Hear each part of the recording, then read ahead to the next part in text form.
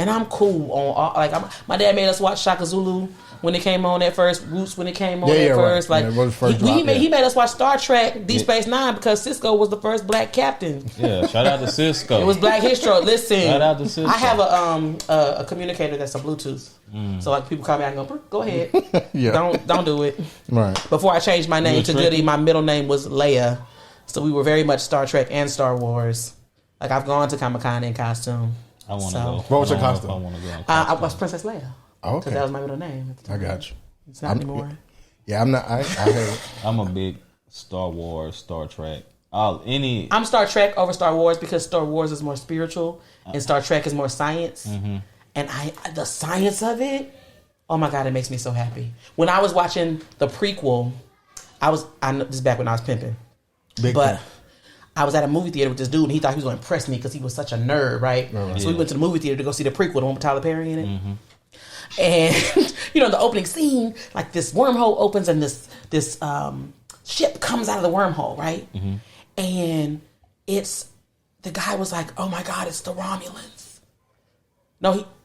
He said, "Oh my God, it's the Klingons or the Romulans," or whatever he said. And I was like, "Fool, that's the Borg. A Klingon ship is much more tentacular." And I just rolled my eyes and looked back at the screen, and he was just like, you could see the hearts coming out of his eyes in me. And I was just like, bruh, he thought he was going to out-nerd me? I was like, bruh, I got a battle lith in my living room. You want to clap? Oh, yeah. We clapping right now? You clap? Resistance is futile, fam. There we go. Like, I have a Klingon bat lith in my, like, I got one. I had one made. Like, don't do it. It's just interesting how that shows up for girls and boys, though. Yeah. It's cool when we do it. It's a problem we do it. Yeah. No, that's because y'all was doing anime moves in the cafeteria and wearing trench coats in the summertime. Like it was because you were swagless. It was not because you were nerds. Gotcha. See, I had a lot because I do my wife will tell you I'm like a Marvel encyclopedia. I've read comic books, all of that, DC. So the movies don't do much for me. Mm-hmm, mm-hmm. It does something for my inner child, but it don't do much for me because I'm like, I know what's about to happen already. I'm one of those people. Yeah, my dad used to draw comic books. Really? That's what I wanted to do when I was young. Yeah, he had to give it up because he had 2 kids under the age of 2, and he had to go join the Navy because he had bills. Mm. But he used to draw. He still draw up until he passed away. He drew. We have his really the book. Yeah, his sketchbooks and stuff. Yeah, that's crazy. Yep, that's dope. Shout out to the daddies, man. Out there who had to do what they had to do. Listen. Shit, yeah. It was real, fam. Shout out to the daddies. Shout out to the fathers out there, man. We'll go ahead and kick this thing off, man. This is you know what I'm gonna do? What you gonna do? It's episode 69. Oh shit! Oh shit! No, we ain't going. So it's technically episode 54. Oh, you gonna hold it? But in honor of you. We're gonna have episode 69. We're gonna have 269. No, we ain't. We're gonna have 68 and then 70. Ain't no. So we're gonna drop. We're gonna, yeah, we're gonna drop this. Let's not just have a 54. So we're gonna have 53, 69, and then 56. There we go. There we go, brother. I got you, man. This is Acquire Nuts. New man. Episode 69, man. We got the world renowned. You've seen her on Kev on Stage podcast. Mm-hmm. You've seen her. You've read her recently in Cosmopolitan, mm-hmm. Cosmo magazine. My boy said Cosmetology magazine. Talking about it. I used to do hair, That too. The title of the article was. You want to get to him? What was the title of the piece? I don't remember. It was how to make yourself squirt. Yeah, it was. That's what it was. You've seen her. She's viral videos, rideology, how to ride that thing, how to ride smarter, not harder. Correct. There we go. With all things, you ain't got to have Meg the Stallion needs. You just go ahead. It's efficient. It's fun. It's I try to teach confidence, control, and stamina because, speaking as a rider, right, okay. You get up there. You on top for a good 30, 45 seconds. Your back start hurting, your knees start popping, your check engine light come on. Yeah. You know what I'm saying? Light come on.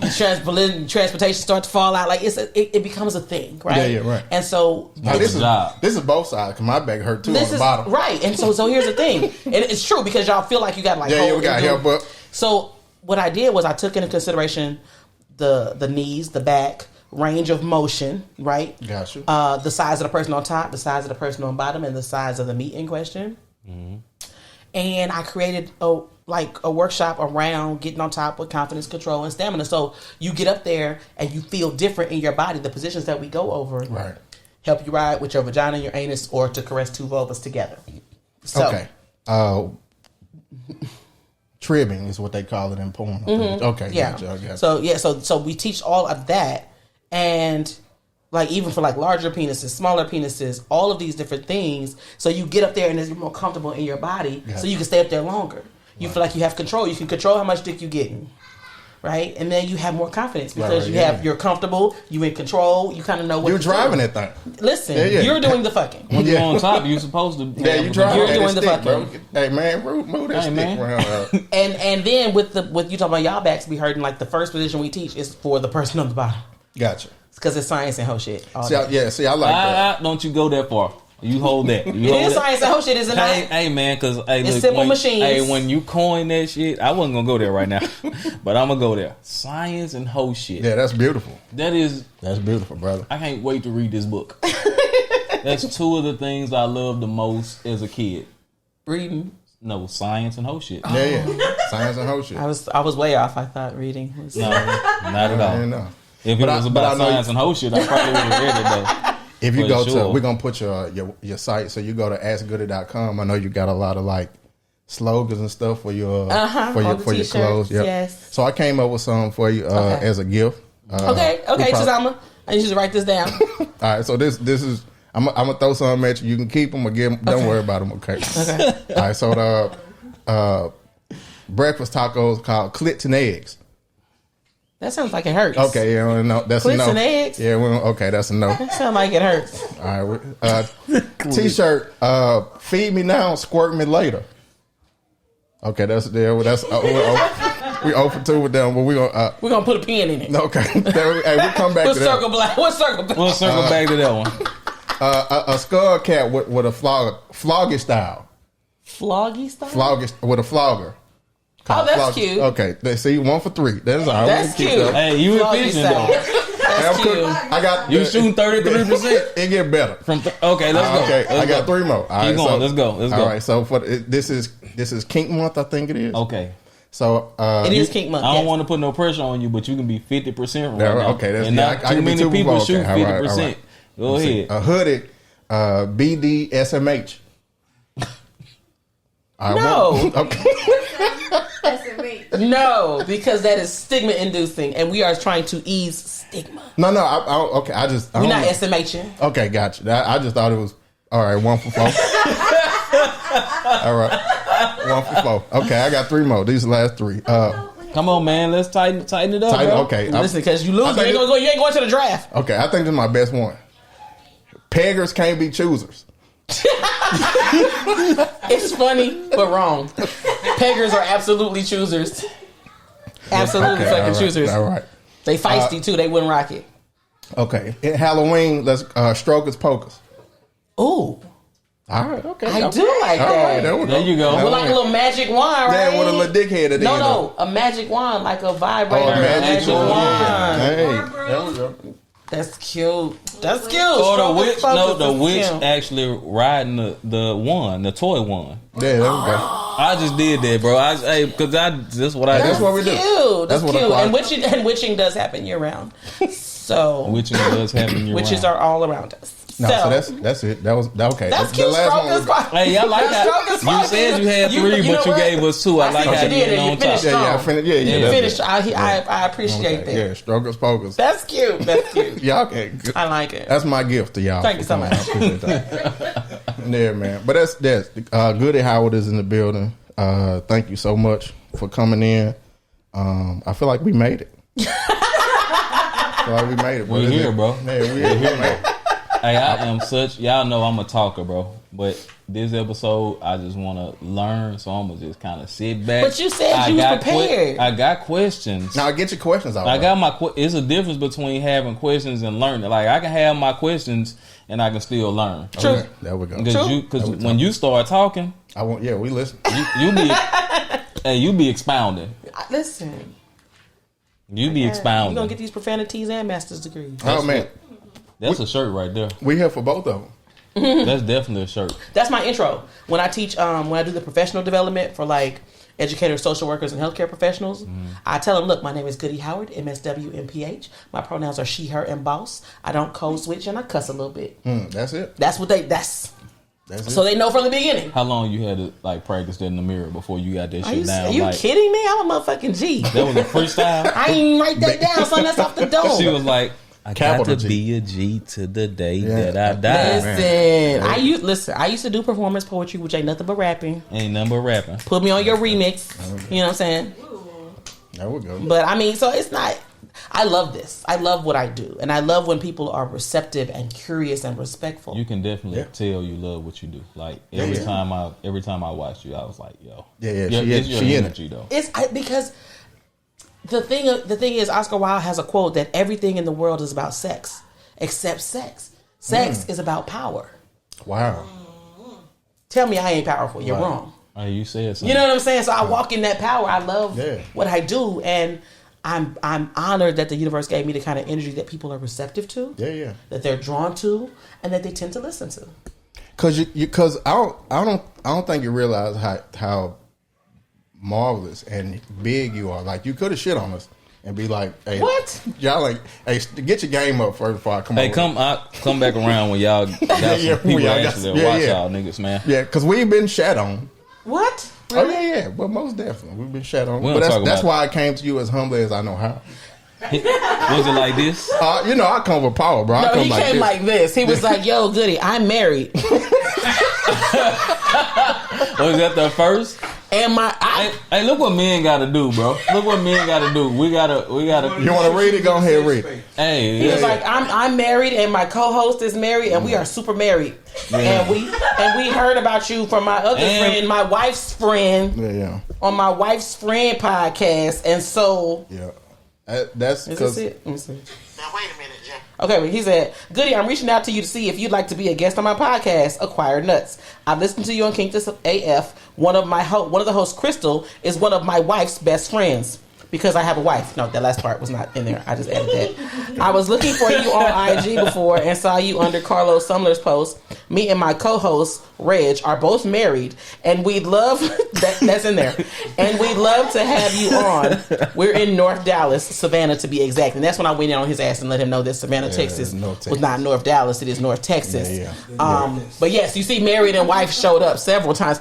And so when I replied, I don't really reply with typing because... Yeah. So I'm good for pushing the button and hitting record and just saying what the fuck Send I gotta say. message. And I roasted his ass. And I was like, I do it. But just know a bitch gonna need a gas stipend or something. We gonna have to make it a sleepover. I was like, cause it's an hour from me one way, fam. Like that's...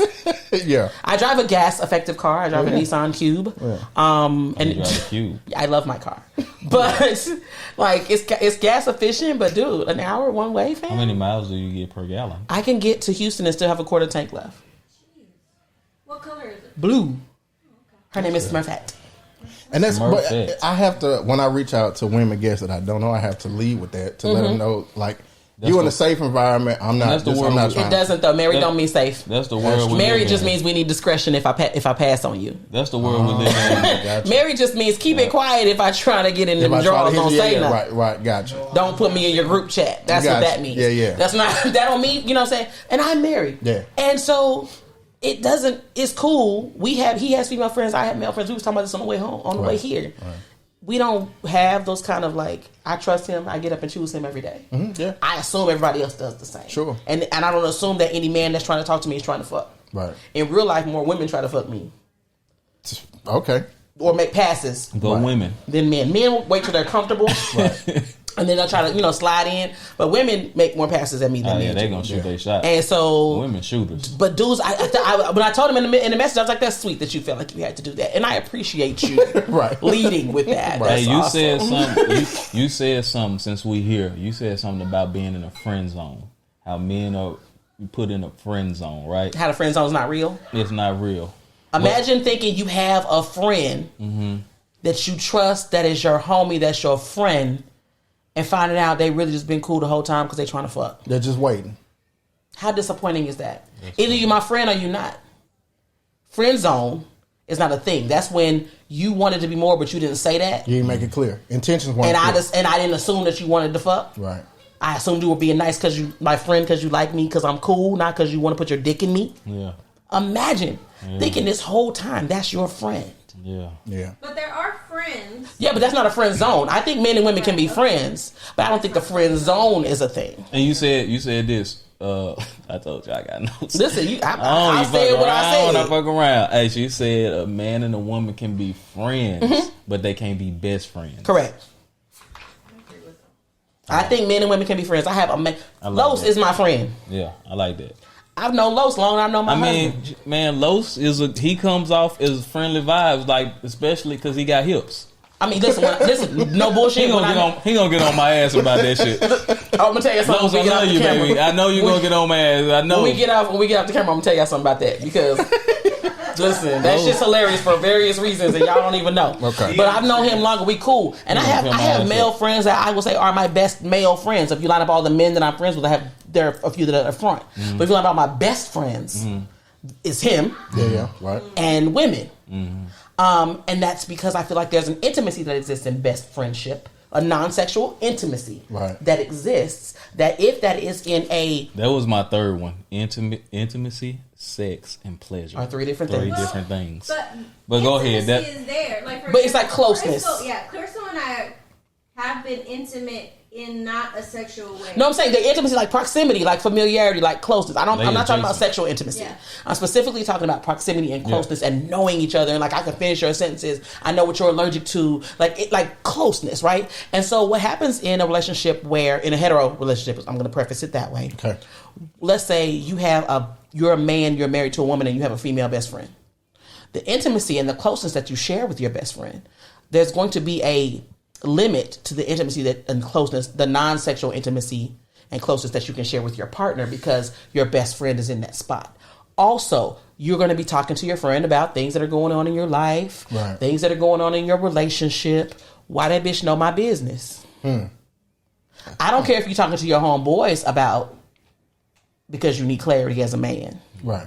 But why are you telling... You know what I'm saying? Yeah. And so it sort of creeps in, and that's what I mean. Best friendship. So, I absolutely believe that men and women can be friends. So so it sounds like in a marriage or boyfriend girlfriend, there is very limited space, right, for closeness and friendship and intimacy. Where you add someone else, another best friend, it kind of takes away from that a little bit. Well, it's like your best friend is going to be.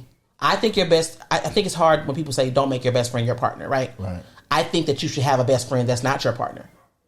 Your partner can be your best friend, right? But you also need best friends that's not your partner. You need friends. You need friends. Yeah. You need somewhere to go. You need to go shoot some hoops, honey. Go eat, drink some beer, go do something that is not here, right? With some other men, right? And come back later, right? There's got to be some type of break. But I think that there's something lacking in men that don't get along with other men, and I think there's something lacking in women that don't get along with other women. So when women say I only have male friends, no. What does that mean? Because when you say that, you mean that shit with your heart, but you're saying it to like other women are not. They're messy. They messy. They this, they that. But in real life, you're probably a messy one. Yeah, of course. There's a reason they don't fuck with you. They don't fuck with you. And so, or if you go in thinking that everyone is jealous of you, right. Or you think and so when I say there's something lacking, there's a level of maturity missing, right, in a woman that does not find sisterhood with other women. I'm not talking about girls. I'm talking about grown-ass, healed women getting along with other grown-ass, healed women. Right. We're not going to play semantics about it. But I think there's something that is irreplaceable by sisterhood and irreplaceable by brotherhood. Yeah. And I think that close friendships are important, especially in a romantic relationship. You got to have other friends. But I'm saying best friendship, I personally don't feel like men and women can go try to be with that bitch. If your best friend is a girl, go be with her. If you line up all your friends and the best one's a bitch, go try to be with her. I don't understand when people don't have best friends like that. Where you got to have somebody to like.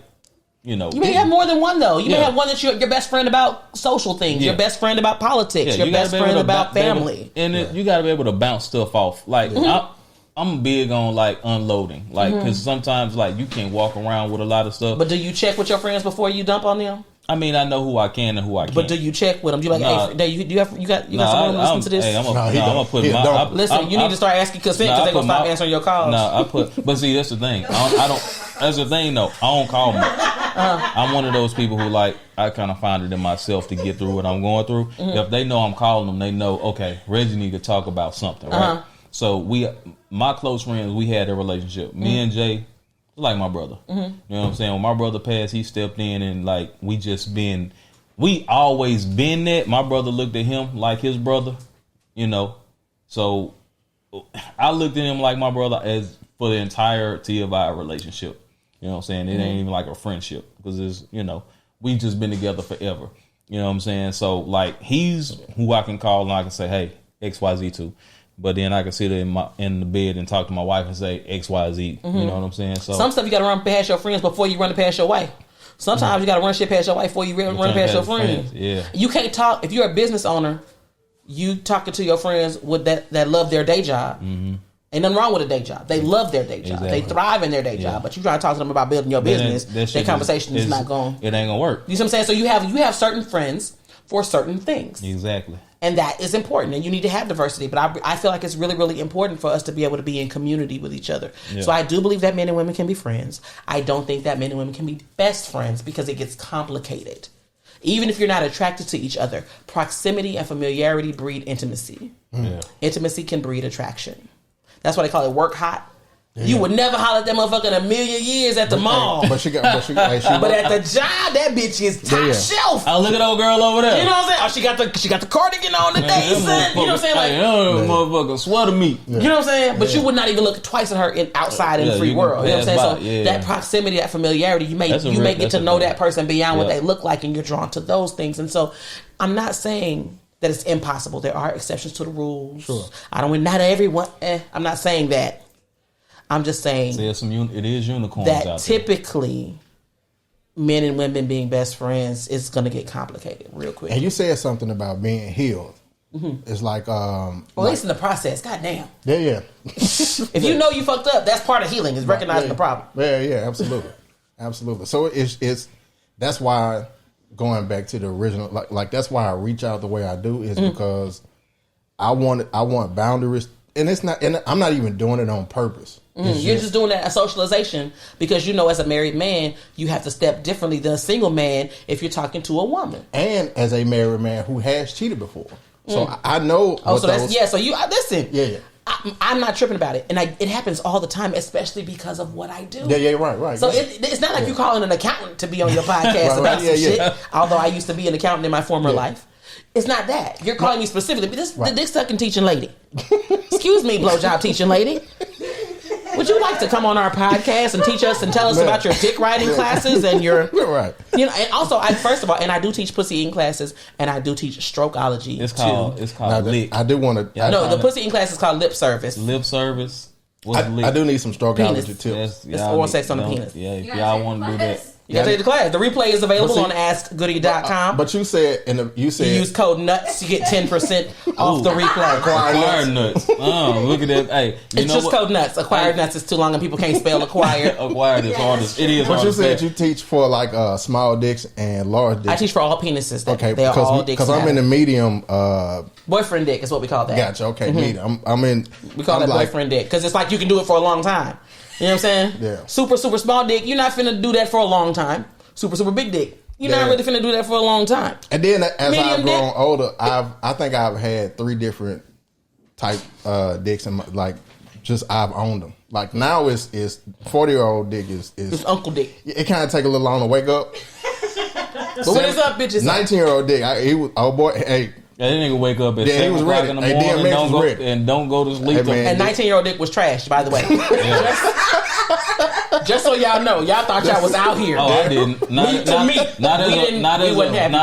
as an adult, like you had to learn like certain shit to like please someone. Yeah. And that's why when I started watching this shit, I was like, hey, I'm gonna learn something. Yeah. I said, baby, you gotta have some questions. You ain't gonna have no questions. I'm gonna ask some questions because I'm gonna write this shit down. Well, we learned from Kinked as Fuck. Shout out to Kinked as Fuck. So when I can't remember who asked you about, she said that she'd been experiencing dryness. Mm-hmm. First thing you said, hey, you need to drink some more water. So my wife been drinking more water, and my wife has a new vagina. She got that oil change. Okay. Yeah, that water help out. I ain't know that water made that much of a difference. It's a control alt delete on that thing. Oh man, but hey man, that oil change. Alt delete. I'm also a computer. I ain't know. So what can water do for men if I drink it? Oh my God! Listen. Okay. So, if you're properly hydrated, meaning you're drinking half your body weight ounces in water a day. Gotcha. Okay. So let's pretend. Come with me into my imaginary world. I weigh 200 pounds. Don't say shit. Just agree.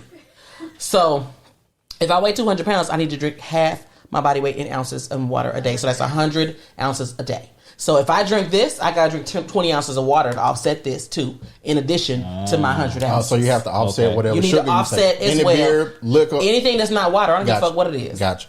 Anything that's not water, and it becomes a lot. But also, IV hydration will change the game as well. Okay. But sugar dries you out. Caffeine dries you out. Alcohol dries you out. All the fun stuff. Gotcha. Right. So you need to have water. So not only does water help with your blood flow, it helps with your vision because your eyes are wetter so they can focus. It helps with your sleep. Right? But it also helps with your pleasure. So for people with vulvas, it helps your pussy get wetter. Okay. It helps that clit get firmer and help that G-spot plump up so it's easier to hit. And this is true, ladies and gentlemen. If you're not a squirter, it'll help you become a squirter. If you are a squirter, you'll squirt more. That is also true, ladies and gentlemen. So if you drink like 10 gallons of water a day. Now you can die from too much water too. Don't do that. Damn. You can drown. Who does that? I'm just trying to see how much. You gonna drown from the inside. He forgot how much a gallon is. Yeah, you gonna drown from the inside. We're from Louisiana. But so listen. So that's the stuff. That's for people with vulvas, right? Mm-hmm. If you have a penis, it helps with the sleep and all that stuff too. But also it helps with erection quality. So that thing hit different. If you really into the shit, you waiting on. You been thinking about sex all day. He throbbing. That thing is different. Yeah, sometimes it's a banana, and sometimes it is at woodpecker lips. Yeah. It just right. It just depends. So the erection quality is better. So it's firmer more often. It helps with the refractory period. So the space between round 1 and 2 is shorter. It also helps with stamina. It also helps with ejaculate. Let me tell you something. If you're putting a penis in your mouth, ejaculate should be the texture of spit, not snot. Okay. Okay. I just need to drink more water. Yeah, that's it. But I drink a lot of water. Because we got ejaculators in here, and you see they got quiet. I don't drink. So it helps. So if you want your dick sucked more, please help the people that are sucking it. Because no ma'am, no God, no sir. Is there any is it true when they say like pineapple juice? Yes. Okay. So pineapple, citrus, strawberries, kiwi, all that for everyone. Your body has a natural flavor. So what you consume changes that flavor. It can get stronger and saltier or sweeter and lighter. It's not going to make it taste like pineapple, but it'll make it sweeter. It'll make it less bitter. It'll make it less strong, especially if you're properly hydrated. But if you're eating red meat, drinking beer, smoking, anything, all the fun stuff, it's going to make your ejaculate stronger. Okay, so you want to drink more water and have a balanced fruit and vegetable diet. Strong like McDonald's Sprite or just that's a good strong. I'm talking about strong like bad liquor. Like when the liquor put some hair on your chest. When you do this shit. Yeah. That part. It's like 4 Logos.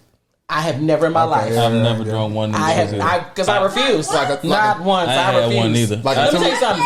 I was drinking Mad Dog and Thunderbird before I would drink some fucking 4 Loko. I'll go to the store and buy a brown paper bag and a 40 before I drink fucking 4 Loko. You know how I'm not fucking doing it. Let me tell you something. You see everybody around you smoking crack. Yeah. Are you gonna try the crack? No, you're not. So I did not try the crack. I got you. I saw a man on the train on the way to the fair. He had a 4 Loko, and I was just looking like, I have my daughter on the train. So. This is not a safe place. I'm not here for that. But so aside from that, so that's what handles how you taste. Even with people with vulvas, that's how your pussy tastes too. If you're smoking cigarettes, drinking alcohol, coffee, red meat, all that stuff. Coffee. Tea, all that. Just drink water and drink fruits and vegetables as well. Eat fruits and vegetables. But the biggest difference in a properly hydrated body from an unhydrated body is the strength of your orgasms. That is also true, ladies. Because your orgasms are muscle contraction. And when you're properly hydrated, arousal is blood flow. I'm glad you The nipples sprout out, the eyes, the pupils dilate, the genitals get firm with blood. All of that is blood flow. So if you're properly hydrated, when those muscles start to contract for that orgasm, those properly hydrated, pink functioning, well hydrated muscles are going to contract stronger than they would if you're not hydrated. And since we're here at these orgasms, shout out to water, bro. Yeah. What Bruce Lee say? Nature's candy. Hey man, Bruce Lee said, "Be like water." Be like water. Since we're here at these orgasms, so I saw you talked about 12, but you added one at the end, which is probably my favorite. Because that's the one I'm gonna get to. No pressure. So, can you run down the orgasms, the different types of orgasms? Just a quick rundown of all 12 off the top of your head. Can you do it? I can do it, and I can name more than 12. Okay, keep going. Yeah, I thought it was 15, right? I'm gonna stop at the one I like. In the orgasm workshops I teach, we go over 15. 15, gotcha. Okay, let's go. Okay. Vaginal, oral, anal, clitoral, nipple. A spot, U spot, G spot, P spot. Frenulum, pelvic, cervical, birthgasm, sleepgasm, skingasm. P spot. Did I say P spot? I did. You said P spot. What's the one in the back? The back spot. Pelvic. B spot. I said that. Pelvic, squirting. So squirting is a different orgasm than a G spot. Gotcha. Yes. I need is one. And can we clarify that squirting is not P? Because we really don't care. Hold on, I got honest. one more left. Ooh. Did I stomp her? I can't remember. My edible dropped. I don't know what to tell you. That's the one I want. The coregasm. Oh yeah, the coregasm. That's a breathgasm too. So I'm gonna have a goddamn that is tantric. Coregasm? I don't. Okay. Can you let them? Cause it's like a breathing. It's like a breath. It's like breath control that leads to an orgasm. It's like an energy orgasm. So it's like tantric. It's tantric. It's very much tantric centered. I am not a tantric girl. I have tantric people that I refer out to. Shout out to Goddess Amina Peterson. Shout out to Amina. But I always send people to Goddess Amina. I'm gonna come from my stomach. And you also say that it's coming. I'm telling you, that's what I'm coregasm. We all gotta have goals. It's coming. Watch. And you also say that if you don't orgasm from getting head, you ain't living right. No. I said if you don't orgasm from giving head. Okay. Yeah. That's what I said. No, you said it's incomplete. Yes, I said if you have not reached orgasm from performing oral sex, your life is incomplete. So that means your life is incomplete and their lives. Men and women. Everybody with a mouth. I said performing oral sex. Because when I went through the orgasm types, oral orgasm, we all have mouths. An oral orgasm is an orgasm achieved from using your mouth. And you said it like you said, orgasm is kind of like a muscle. Having an orgasm is like a muscle. You got to work it. Yeah, well, I was talking about squirting orgasms because I'm from the school of thought that believes that every woman that was assigned female at birth, because all women were not, for every woman that was assigned female at birth, you have the physical capability to squirt. But that's also like we all have abdominal muscles and we all have the physical capability to have six packs, but we don't. That shit takes intention and focus. Yeah, gotcha. So squirting also takes intention and focus because it's fine muscle control. So what's the focus when you're trying to have an orgasm while giving fellatio? Is it a focus? Can we just talk about oral sex? Because oral sex is oral sex. This game may help y'all too. Because if you're having an oral orgasm, it's because you've reached orgasm from using your mouth. Meaning that you can have an orgasm from eating pussy too. You see what I'm saying? So if you're not thinking about, okay, I need to grip this and hold this and pull this and do that. You're thinking about maybe the firmness of the clit against the softness of the tongue. The way the lips caress the way their lips caress your lips. You're thinking about how they taste, how they smell, their pleasure sounds, right? The way they hold their breath in anticipation of what you're going to do next and how they relax when you do it. Right. So you're connecting to the sensual aspects of the act you're performing and responding as such. And you get so wrapped up in that you then reach sexual pleasure because your sensual self is engaged. Sound like when I was on mushroom. Perhaps. Yeah. I mean, I felt one with everything. Perhaps. That's very, very possible. I'm going to take some mushrooms. I'm going to go down there and we're going to... I feel like that's really possible. Also, I strongly suggest stimulating your genitals while you're performing oral sex on your partner. Because what happens is it starts to create this operant conditioning Yeah. And this sort of Pavlovian response of circuitous. Pavlov's dog. Listen, Pavlov's dog. science and whole shit. Yeah. You didn't think you was going to be talking about Pavlov's I did. response. Hey. You did, because Ring you that bell and listened. start bro. drooling at the mouth. But you see what I'm saying? So, but what's going to happen is your brain is going to, when you start to Drop that use your bone. mouth, your genitals will remember, oh, we do this and this simultaneously. And so then it's like training wheels for your genitals, right? And at a certain point, you may not even need to stimulate yourself because your body is like, oh, muscle memory. We own that. We got that. Mind blowing. You see what I'm saying? Hey, I told you. I think I can get it because I love going down there. But I'm saying, and then you think about the pleasure sounds. Yeah. So you know you're doing a good job, how they're caressing your hair, your shoulders, your neck, like whatever, how they're engaging with you as a result of the pleasure you're providing. I say I would still eat it if it was detached from her body. Like it was, I would hope so. Yeah, if it was like right here on the table, I would still. Man, But they wish they could do that. Yeah. They wish they could like, okay, I'm going to work. yeah, but it's yeah, and that's a wonderful thing. But you see how with the way I speak about it, I don't necessarily use gendered language. I'm not just talking about oral sex on the penis or oral sex on the vulva. Yeah. I'm talking about being engaged with your mouth, being engaged with your partner's pleasure, letting that be what feeds your pleasure to get you to a point of orgasm as well. And it's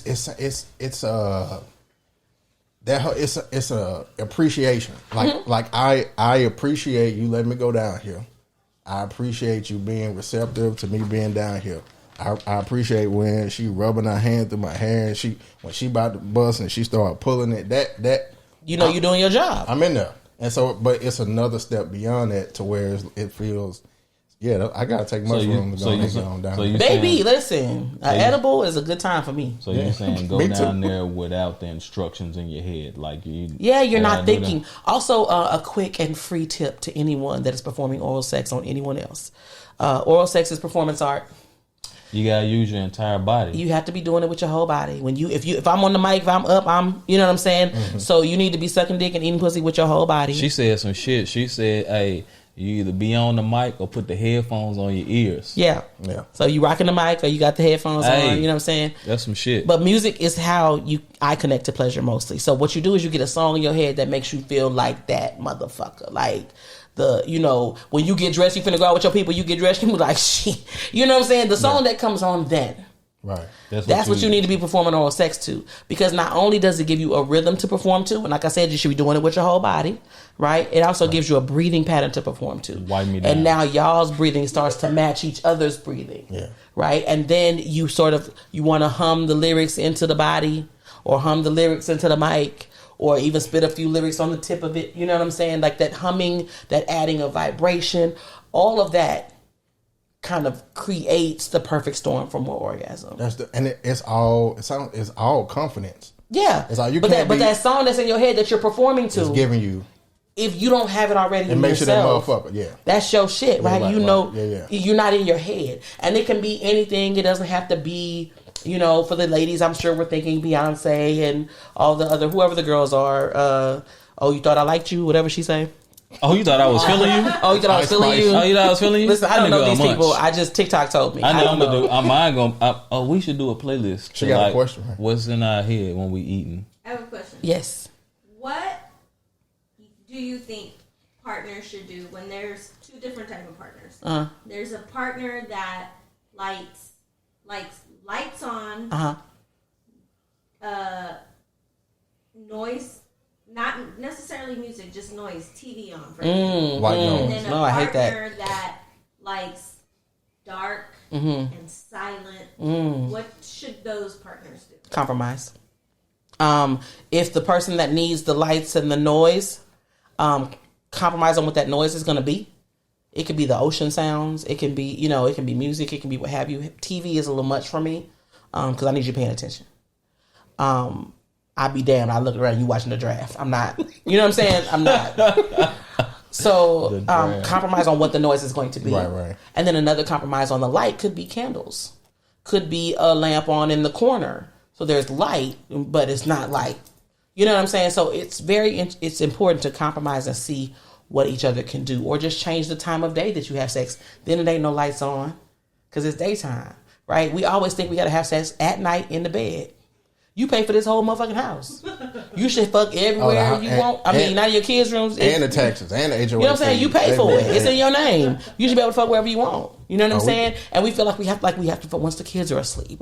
My kids know if you hear music coming in my room and my door is closed, find something to do. See, that's the thing. So it's not. I'm not. I actually hate noise. But I be feeling like the kids can hear us. That's why. So I turn. How they think TV. they got here? It's a teaching moment. Okay. Be glad your parents are still fucking each other. That's what I'm saying. I mean, because listen, my babies. It's a teaching moment.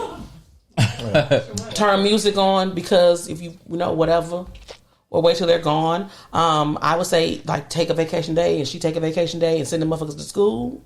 And then there's an app called dayuse.com. Dayuse, DAYUSE.com, and you can get a hotel room in the daytime from like 9 to 5 at a portion of the price. Gotcha. So now y'all done took a vacation day. Them kids is at school, and now you at a hotel. You ain't got to clean up. You ain't got to do shit. You just got to show up and fuck and leave. Right, and eat there. You know what I'm saying? Yeah. And it's a great time. Yeah. Fuck now kids. we do pretty well with christening the whole house, and we're not on schedule type people, but it's just if my daughter can hear me, my mood is I'm out of there.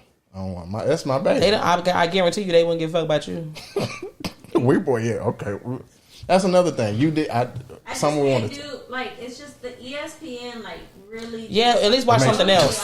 Yeah. Watch some video. Turn it to YouTube Music or something like. Oh my God, he's going for 3. Like that shit will irk me because I know you're watching. He's rumbling, stumbling, bumbling. Like, I know you're watching it. It's not crazy. It's not no. Oh, he may be. I know you're fucking watching it. But you're trying to hit it from the back so I don't see you watching TV. We can do lights out, TV out, baby. I didn't know. Yeah, that's no problem. And then we got the light that change colors. We do have the lights. Yeah. And if my door is closed, my kids know to knock.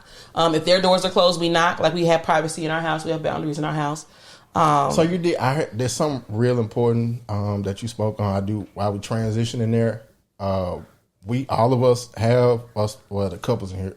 Me and Reg and the wives. We have young daughters, and you did speak on how to and boys, and you spoke on how to the importance of having the sex conversation and the masturbation conversation with your daughters. So what tips would you give us on how will we speak to our daughters? I think that it's important to do some research. Okay. And just kind of see what's out there, like just in general on as far as what's in the news right now, because the kids. Class, right? Yeah, well, I teach sex positive. Well, so there is. I have an amazing colleague. Her name is Melissa Pinter Carnegie. She's out of Austin, Texas, and she runs Sex Positive Families. And she has workbooks and she teaches workshops on how it teaches parents to become the askable adults in their home. Gotcha. And so it helps you have the conversation. It prepares you to be the best sex educator in your home for your children. I had the conversation a few times with matter of fact, yesterday, when I was like, just, hey, man, she's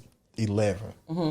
So I say, hey, man, in about 2-3 years, maybe sooner than that, a boy or a girl gonna ask you, you're gonna see him and your little vagina gonna start tingling. And when that happens, just talk to your dad. But that's I don't know what else to say. That's not gonna work. And so I say first, ungender. Good job offering the boy and girl option, but you could just ungender and just say someone. Someone, okay. And in a few years, that's not even it. My daughter is 7 and be telling me she got a boyfriend. Yeah. And I hate it because it's compulsory heteronormativity. Gotcha. But like it's ingrained in the kids from Disney. The princesses get kissed and wake up and live lives, and it's okay when we're watching boys and girls kiss on TV, but the 2 girls kiss or 2 boys kiss, the children. Right. But it's okay to force them, to watch this. It's the same. It's the same sex is sex, same shit. And I think the biggest mistake that parents make is to assume that children are straight. Yeah. They might not even be sure, but like, when did you decide you were straight? I never made a choice. It is always who you were, and it's the same for people that are not straight. Yeah, that's how. I always say, do you like someone? Good job. Because, it's not that I assume. It's just that if they are gay, I don't want them to think back and say, "Well, she always said a boy or a girl," and they'll lie. Tell her because. Clearly, this is what she wants from me. This is what she expects from me. I And if you don't give me the choice, if I like girls and you say, well, do you like a little boy in your class? And I say no, you're going to look back on it and think I've been lying to you all this time. Right. No, you just wasn't asking the right questions. Right. Yeah. And again, healthy relationships and boundaries in relationships and all that stuff looks the same no matter if it is a heterosexual relationship or not. And so when you have conversations with your children about healthy boundaries and autonomy and agency and healthy relationships and privacy and those types of things, it looks the same whether you're talking to them about, no matter who the partner on the other side is, this side of what healthy looks like is the same. And so if we take that layer out, it's easier to handle. And don't think that they're going to just come to you when they decide they want to have sex. No. They're not. What you have to do is prepare them for success so that when it's their turn to make those choices for themselves, you prepared them to make that choice in their best way. My son is 19. Yeah. And people used to always ask me when he was younger, do you know if your kids are having sex? No. Some of them I know because they got caught. The 19-year-old has never been caught, right? You know, we caught as in walked in on them fucking. The 19-year-old has not. It never has. But they're like, well, you don't want to know? No, I don't need to know because we've had the conversation. He knows about condoms. I taught him that masturbating with a condom on is the best way to do it. So I make sure I give him condoms and lube every month. I don't ask no questions. It just shows up on his bed. You might have a surplus in your room. You may need some. You might have needed some last week. I don't know. I'm out of there. I was right on time. But I have prepared you for success. That's what's up. So that when it's ever time to make that choice, you're raising someone else's partner in the future. Wow, that's a good way to look at it. You know what I'm saying? And think about this for the women in the room. When we were dating, okay, before we retired, when we was in the game, and you met a whack motherfucker, you blamed his mama, didn't you? I don't know. She did not prepare him for life. Like, where was she at? Where was your? I don't know if you had a daddy or not, but I know you had a mama, a nana, a meemaw, somebody. You know what I'm saying? Yeah. And so I don't want especially my male children, partners, to have to go through blaming me because they don't know how to show up as adults. I can't raise a man, but I can raise a good adult. Yeah, you can I can raise a responsible adult, no matter whether they stand up to pee or not. Right. I can raise a responsible adult. And so that's when we boil down to what's a good man or a good woman. That's what it is. And that is independent of who they like, who they're attracted to, who they're fucking. And I feel like that's what we need to focus on. Yeah. So when you're talking to your girl children about pleasure, it should probably be the mom. Yeah. For one, because they have the same parts. Right. But talking about pleasure, talking about, it should feel good to you too. If you have, urges about self-pleasure or you want to explore your body, because we think it's supposed to hurt. We're taught to maintain our bodies for the pleasure of our partners.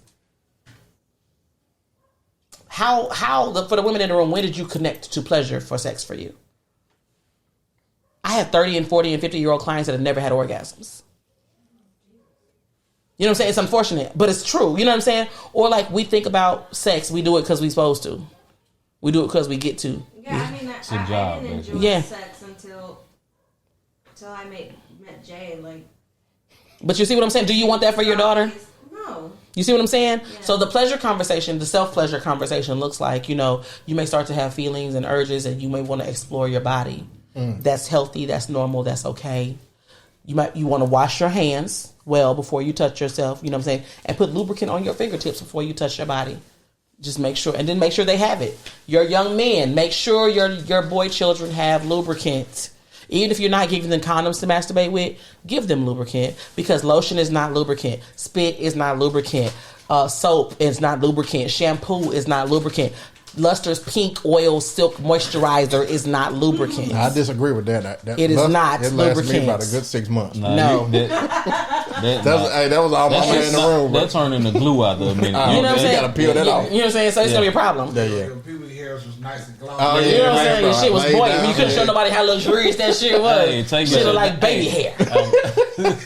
Yeah, no. When I was first jacking off, I jacked off with Vaseline, whatever I could find. Baby oil. Listen, let me tell you something. When you don't use lubricant is designed to create a barrier between you and whoever and whatever you're fucking on. So when you use lotion, it's designed to absorb in the skin. It's going to increase friction, not reduce friction. Yeah. Lotion, Vaseline, all of that shit, right? It's going to rub into the skin. Lubricant is designed to sit on top of the skin. So they can damage their penises because they can bruise the blood vessels, because the penis don't have a bone in it. It has two corpus that fill with blood to create the erection. If you bruise this corpus, it can change the erection quality of that penis. It can change the angle that penis points. It can be painful erections for that child. Why would you set them up for failure in that way? This is what I was talking about. That science.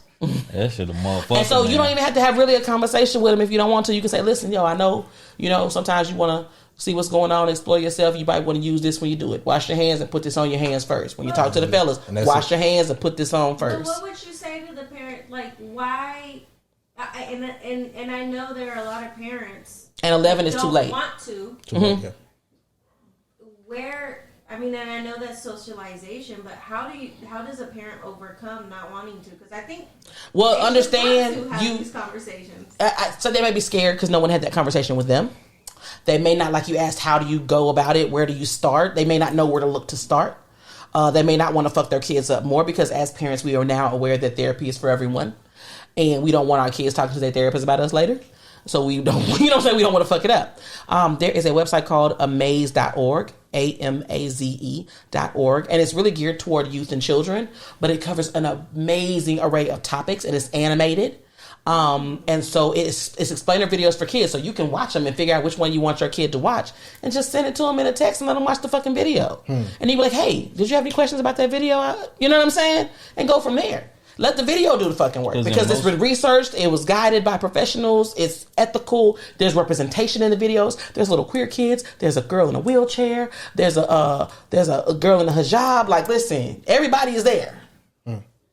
And so let them do the work and then come back behind and try to explain. Because they're more receptive to seeing. Maybe so. And then it may answer questions they didn't know they had. Exactly. And Amaze also has parent work along talking point things and sex positive families. Right. So there's absolutely a way to do this and be your child's askable adult. We are not all our child's askable adult. And if you don't think you are, people like me are askable adults, and we absolutely do these types of consultations. Gotcha. I definitely do. I've had clients come to me and say, should I buy my daughter a vibrator? And they're torn about it. And I think because when we think vibrator, we think big dick shaped balls and insertion, which I don't know why we feel the need to even be scared of insertion for them. If they start feeling these urges, they need to be able to explore it so that they know what they like, but also what they don't like, and they know what unsafe looks like. But it doesn't have to be that. It can be just an external, like a little bullet. You know what I'm saying? Or like, I told her I brought one. Something like this. So this is like it's called a frisky finger. It's rechargeable. It's a little bullet with a silicone textured sleeve and a finger strap. So you don't have to try to even juggle. It's just like touching yourself. It's doing what your hand does, right? So it's, like I said, it's rechargeable, and you use it. You just wash it like you're washing your hands, but with sex toy cleaner, and use lubricant on it. And it works on a vulva. It works on a penis. It works in addition to oral sex. You know what I'm saying? It works for like partners. Like if you're on your back with your legs over his shoulders, y'all can have this on your thumb and be hitting the clit while you're stroking. Like, it adds layers to the pleasure. It's versatile, and it can be a solo accessory and a partnered accessory. But look, it's little and purple. This looks like my first vibe, but it's not insertable. It's not, you know what I'm saying? It's something that it's not something that's gonna be scary. Yeah. But it's also going to help them to connect to their pleasure and their sexual health because you get them lubricant, you get them toy cleaner. I have videos on how to do, like, clean it and take care of it and store it and stuff. So you ain't got to do all that shit. You just got to do it. Just hand it to them and call. I talk to parents about giving their boys sex toys because they're all kind of like strokers and pocket pussies and things like that. I think it's important to prepare your children for success. And if they're masturbating and they're getting curious, exposing them to pleasure tools. Studies show that exposing children to, like, not children, but youth, young adults, teens, to pleasure tools as they get further along in their self-exploration delays sex with another partner. Because they're kind of still learning. It's like, oh, I got a new toy to play with. You know what I'm saying? And I think the opposite is the misconception. People think, oh, that's a gateway drug. They're going to be, you know what I'm saying? But it also prepares them for success in the sense of performance anxiety. Especially for people with penises, because if you have a stroker, it kind of feels like the inside of another person. So you been on your hand this whole time, and you finally get with a girl, and you out in 2 seconds. Now you're in the group chat. Oh yeah, that's got punched in the face. You know what I'm saying? Getting punched in the face Now by you're in Mike the group Tyson. chat, That shit and is different. so you're preparing them for success in a way to actually be able to enjoy pleasure too, without that performance anxiety, because they kind of have an idea and they're better prepared. I didn't even think about that, but my son was like 10, and him and his friend got caught watching something. And I say caught only because they were not at my house. You don't get caught doing shit at my house. Because the caught of it all is like a stigma in and of itself. Mm-hmm. I say caught because they were at someone else's house, and that's how they handled it. Mm-hmm. What do you call it at your house? Discovered. Like, oh, we okay, that's what y'all watching. We saw. Oh, okay, that's what y'all on. Y'all got any questions about that? Yeah. Now, oh shit, why y'all watching this? I'm calling your mom. Right. And of course, the sex educator's kid. You know what I'm saying? Of course, my kids. You brought this shit over but here. He wasn't the one. It was his friend that wanted to see it, right. And they weren't even watching like real. It was like the life of the American teenager or some shit. It was like teenagers making out, and so he was like, he started crying when he got home. And he was like, I just wanted to see who goes where and what's on top. And because I know it's for grown-ups, because that's what I told him. I didn't say wait to get married. He was like, I know it's for grown-ups, but when it's time for me to do it, I want to be good at it. I don't want to be embarrassed. And he was crying. Like, he was so anxious about what that could possibly look like. And he was fucking 10. Wow. So then I thought about, oh gosh, I didn't even think about performance anxiety for people with penises. What? Women are just like, oh my God, I gotta smell like flowers, and we're worried about that. And I didn't even think about what y'all go through. So now, again, those conversations happen. I do sex toy consults for like people that want a sex toy, but they don't know what they want. I have a whole questionnaire that they fill out, and I've picked 3 top toys that I think they should try, and then we have a Zoom call, and I explain the toys to them, and then I give them a $25 gift card so they can go to the store and buy whatever the fuck they want. So, question: do you think that people are apprehensive about using sex toys because it's the lack of knowledge, yes, or the lack of knowledge about their bodies? Both. I think people are scared because they don't know what it is, or again, we always think big dick shaped vibrator. We don't think. No one's thinking this, but this will rock you harder than any big dick shaped vibrator. You know what I'm saying? People think about it. Oh, she don't need that. She got me. Yeah. Fuck out of here. Yeah, no, we pro toys, and I look at toys. I don't look at toys as a competition. I look at like a tag team match. Correct. Like, that's my boy. Correct. We fucking her. I can't do. It's us. I can't do what he do, and I can't move my tongue that fast. But he can't grab her and spank ass like me. Thank you. Hey, the toy can't tell me I'm a pretty bitch. Exactly. So I need you. You know what I'm saying? Now, when they make a toy that can pull it, grab a titty and bite a shoulder, I'm out of the game. But that's gonna be like an android. That's gonna be like a person, like a humanoid. You know what I'm saying? But nah, she ain't gonna have one of them. Yeah. So the magic one is and people don't get it, and so I think there is a lack of awareness, and that's mainly because social media is brimming with incorrect information. That's true. And they stay taking our pages. My colleague Samaya, she's been on the 85 South show. She's been in all kind of places. I saw that. She had 300 something thousand followers. They took her page. She had to start all the way over from scratch. Instagram shut her shit down. She got to start over. Yeah.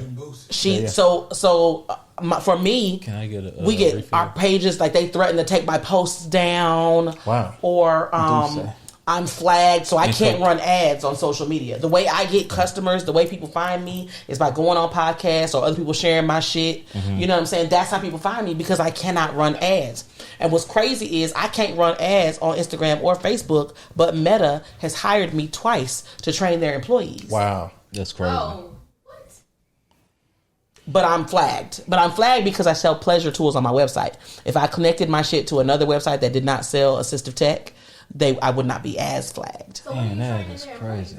I do pleasure development, which is like the sex toys and the pleasure skill building workshops. But I also do professional development, which walks the walk that DE and I talks around sex, gender, and orientation. So you training them on professional development? Yes, like I'm doing professional development that's connected to their CEs. For I teach a workshop called Sex, Gender, and Orientation. I teach a workshop called Sex and Social Work. I try to teach a workshop around sex positivity for healthcare professionals. So like I do trainings for like nursing home staff, and like I do all kinds of stuff. The world can't do shit without black women. So I do that too. And so when I'm training over there, you know, it looks a little different, but I'm still talking about the same things. Okay. But I just connected it to their CEs, because I feel like, especially, I do a lot of training around with faculty at college level, because we have more queer students. Yeah. And if we have more queer students, that means that the professors need to be able to navigate pronouns, understand gender, understand that sex, gender, and orientation are 3 different things, and like have a common baseline understanding to navigate their student population with harm reduction perspective, like without microaggression, without offense, and having an understanding for people that move different than you. And so that's why I connected it back to their CEs, and they're taking it, they're eating it up. So when I do the professional developments, that's my other business is called Shape Innovations. It's sexual health and pleasure education innovations. Wow. I'm sorry. My bachelor's is in business, honey. I'm a hustler, baby. I know. I told the hustler is immaculate. It is you did say that. Yeah, it's immaculate. I did all my own graphics too. For real? Yeah. Oh man, that's hand at the red. She just yeah. I don't. not that type of coke. Is what? Not that type of coke. When he said not that type, I wasn't thinking about it until he said not that type of coke, and I was like, "What do you mean?" I was thinking Coca-Cola. What do you mean not that type? I know you said what? No, not that type of party. You could take. You could. Hey, the way he said it, I was like, "Wait a minute." So it's not Coca-Cola, right? Yeah. Should I be here right now? He was talking about shrooms a minute ago. Not shrooms. Just a quick bump and they got That's it. Little 8-ball. Quick little bump. Little 8-ball. Yeah. No, but shout out to you, man, for like listening to you. I'm like, damn, bro. It's 24 hours in a day. And shit, you've been maximizing them. You see what I'm saying? Like with everything you do. So I have not. I feel like such a loser sometimes. Like I feel like I am the most least productive motherfucker, and I be beating myself up, and Tazama be on my ass because I be like, I didn't do this today. I didn't do this today. I didn't do this, and this today. Man, and he be like, girl, take a nap and leave me alone. Man, I treat myself like I work at Chick-fil-A. I'm very graceful with myself. Oh, I'm learning. My pleasure. I'm learning because I give everybody grace, and I'm tough on myself. Mm-hmm. Absolutely, so same. Now I've learned to treat myself with even more grace than I give other people. So when I don't get something accomplished, hey brother, you did what you see when you did something. When it's related to work, it's always tomorrow. People don't really realize that tomorrow it's not always gonna come, but when it's related to work, I'm more like with relationships, I might not get tomorrow. On this more work related, and see, you do something. My work is relational, though. That's what I'm saying. You do something that touches people, right? Yeah. And honestly, I move like this. I live my eulogy every day. When I am diamonds, because I will be cremated and turned into diamonds. When I am diamonds, my family will be comforted with the truth of who and what I am and how I moved. And so I live my life every day, knowing I'm living my legacy. Yeah. So it is personal. It's for me. Yeah. And I feel like I don't separate the two very often because I do live my work. Because it's a big piece of who I am, but it's a role. It's not an identity. But I don't give myself as much grace. I'm learning and growing. And honestly, I do need to like chill. Like I be really beating myself up. But like, bitch, I was in Cosmo this week. Again, this was not the first time I was in Cosmo. I was in Cosmo. I hit 35,000 followers on Instagram, which is crazy because they be taking my shit down. Right. So like I'm proud of that because it's organic. I haven't been able to run ads. I haven't been able to. You know what I'm saying? That's what we always talk about. I just gotta like chill and give myself grace for the things that I would highlight for my friends. I show up for my friends the way I need to show up for myself. For yourself, and that's man. Then like me just meeting you and just like the stuff that I basically just poured into me is like. I'm a testament of like what you're doing every day. You know what I'm saying? I don't know you from, the next door neighbor. I just met you like an hour and a half ago. And like everything is just like, you gotta think about it. It's somebody who watches everything you do. So you are being felt. What you're putting out there, you're helping people daily. You know what I'm saying? So you can't be as hard on yourself saying, hey, I need to do X, Y, Z, because there's somebody out there who's like, bro, you helped me through X, Y, Z already. And it's just like you brought me this far. I know that if I post something like when I'm gone, how the first thing people do is go like your social media and all that stuff. Right. I want my work. I know my work is going to live when I'm gone. I'm planting seeds for trees I'm never going to sit under. But like I want to be the ancestors. You know what I'm saying? I move like today. Like hopefully they'll be learning about me later. Yeah. You know what I'm saying? But I want to make sure that I'm connected to what I'm doing. My children are watching me. I'm one of the few 6-figure independent sex educators. Wow. Black, specifically, fat woman sex educators.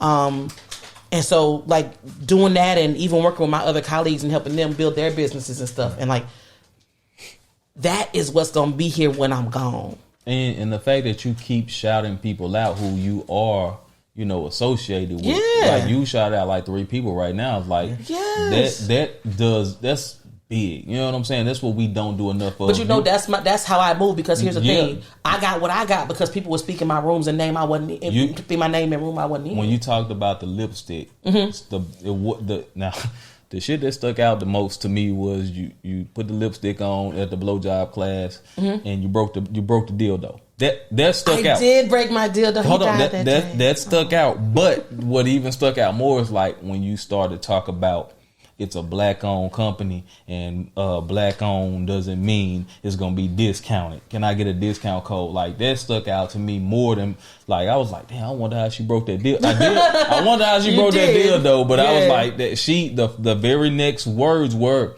hey, nah, don't come to me asking. The price. Yeah. Yeah. Don't come to me asking for a discount. That's Omolewa Cosmetics, OMOLEWA Cosmetics. I have an affiliate code if you go through my website and go over there. But either way, get there. But this lipstick literally is blowjob proof, mask proof. Go through it. I have worn lipstick out. We've gone out. I've come home, went to bed, woke up, and the lipstick was still on. And dropped my 7-year-old off in the drop-on line in my PJs with lipstick on. They're like, you cute. I'm like, thank you. Forgot the lipstick was even on until I'm in the drop-off line.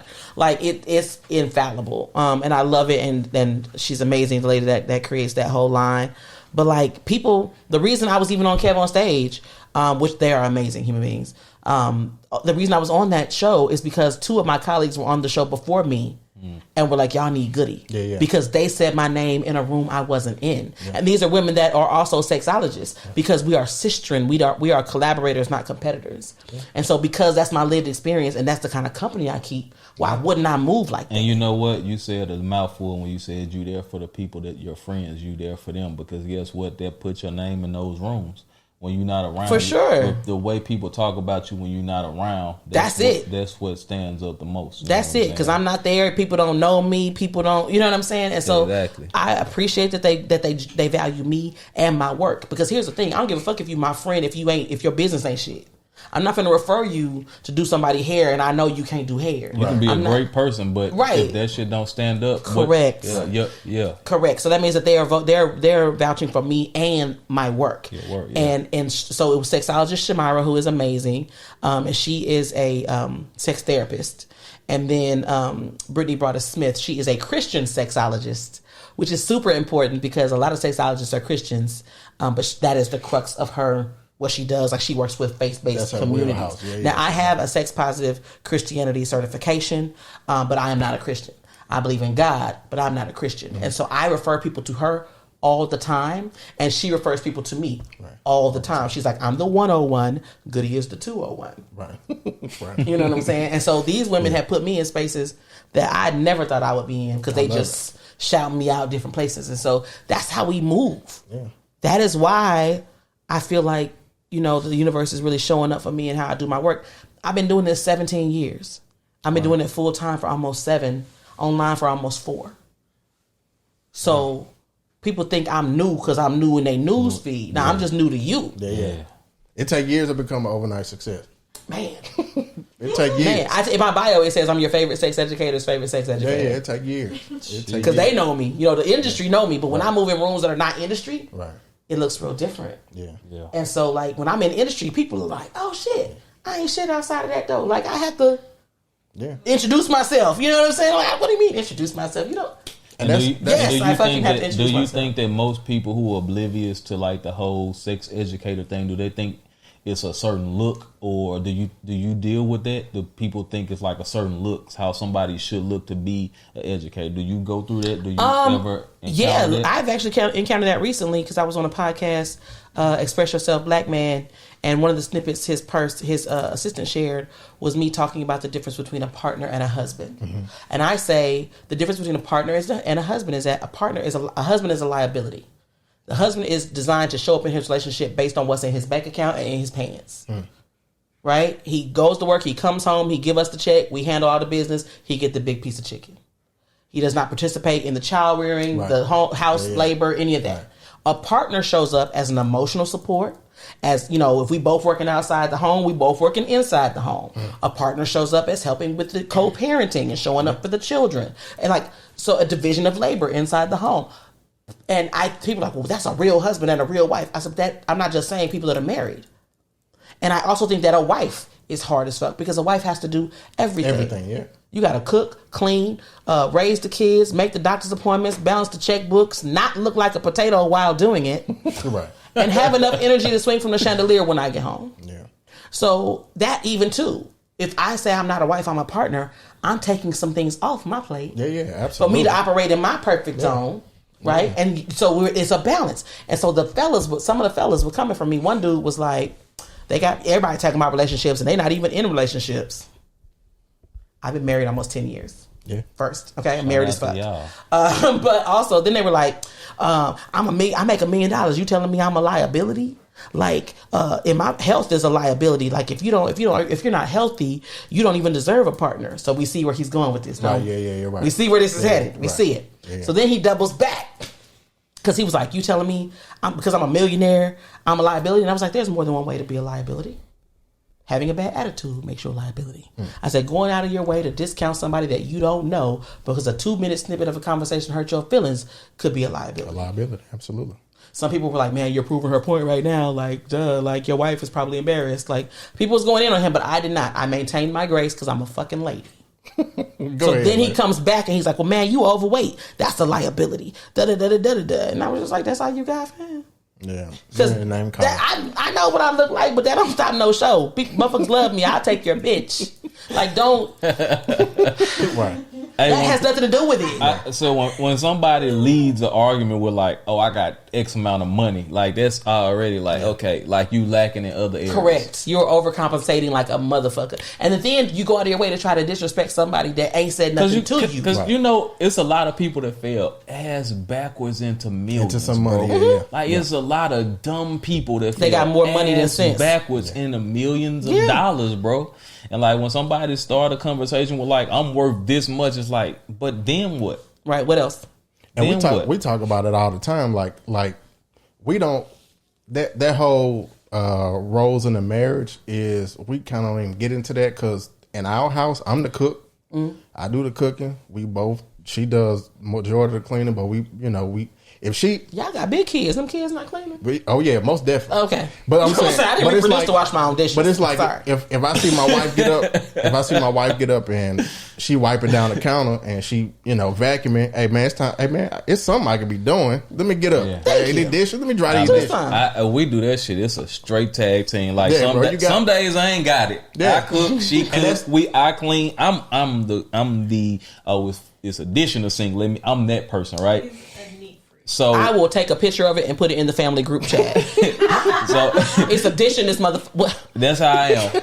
But I don't bother anybody. It's just like it bothers me. OCD about I mean, and that's her zone of genius. Yeah. So don't look at me to operate in your zone. If you know that pick them dishes. Not at all. So when she it's like some days I don't have it, but she know when I don't have it. That's like being. And she show up when you say being a partner. There's a difference between being a wife and a husband and being a partner. Like when I don't have it, she got it. I know when she don't have it. Yeah. And that's all I was saying. Do what works for your relationship, and don't expect the traditional roles that you see on TV to be what's going to work for you. And it may work, but if you're a traditional man, get you a traditional woman. Exactly. If you're not, then don't. And understand that as a traditional man, you can't expect her to work outside the home and inside the home. You can't put the circle in the square. It's not when the kids play with it, but you can't do that. You can't do it. Yeah, you can try. If you have a partner, even in that way, you're still partners. If the woman doesn't work outside the home at all, then you can expect her to show up as a servant or whatever the case may be in the home, right? And then you're not participating in the co-parenting and all that. So, but the somebody's comment was like, it works when the woman doesn't work at all and the husband is not oppressive. Yeah. You can't. It only works if we don't abuse that power. And that is a exception, not a rule. Yeah. And I was like, y'all are black men that say you want to be in relationships with women. Ask women what they want. Yeah. And listen, but then when they ask us and we tell them, they're like, no, that's not it. Man, you're fat and no one loves you. And you can't tell. And I mean, I was just like, bro. Hey, the funny thing about power, not to cut you off, but the funny thing about power, no matter how you put it to the back, it'll seep to the front. Like, so the truth is loud. You cannot, you can say I'm not oppressive. I don't tell her to do this, but if you're doing everything, eventually you're going to be like, something's going to happen and you're going to be like, hey, I do X, Y, Z. Mm-hmm. I make, and that's the dude who probably come in and was like, hey, yo, I make this and da-da-da-da-da. He did. That's only because that's the relationship that he's in. Yeah. You know and ask her. I was like, ask her how she feels. Right. Exactly. Do that. Record that. I want to see. I don't know what happened to where, well, I mean, I'm not going to say I don't know what happened, but when did it become such...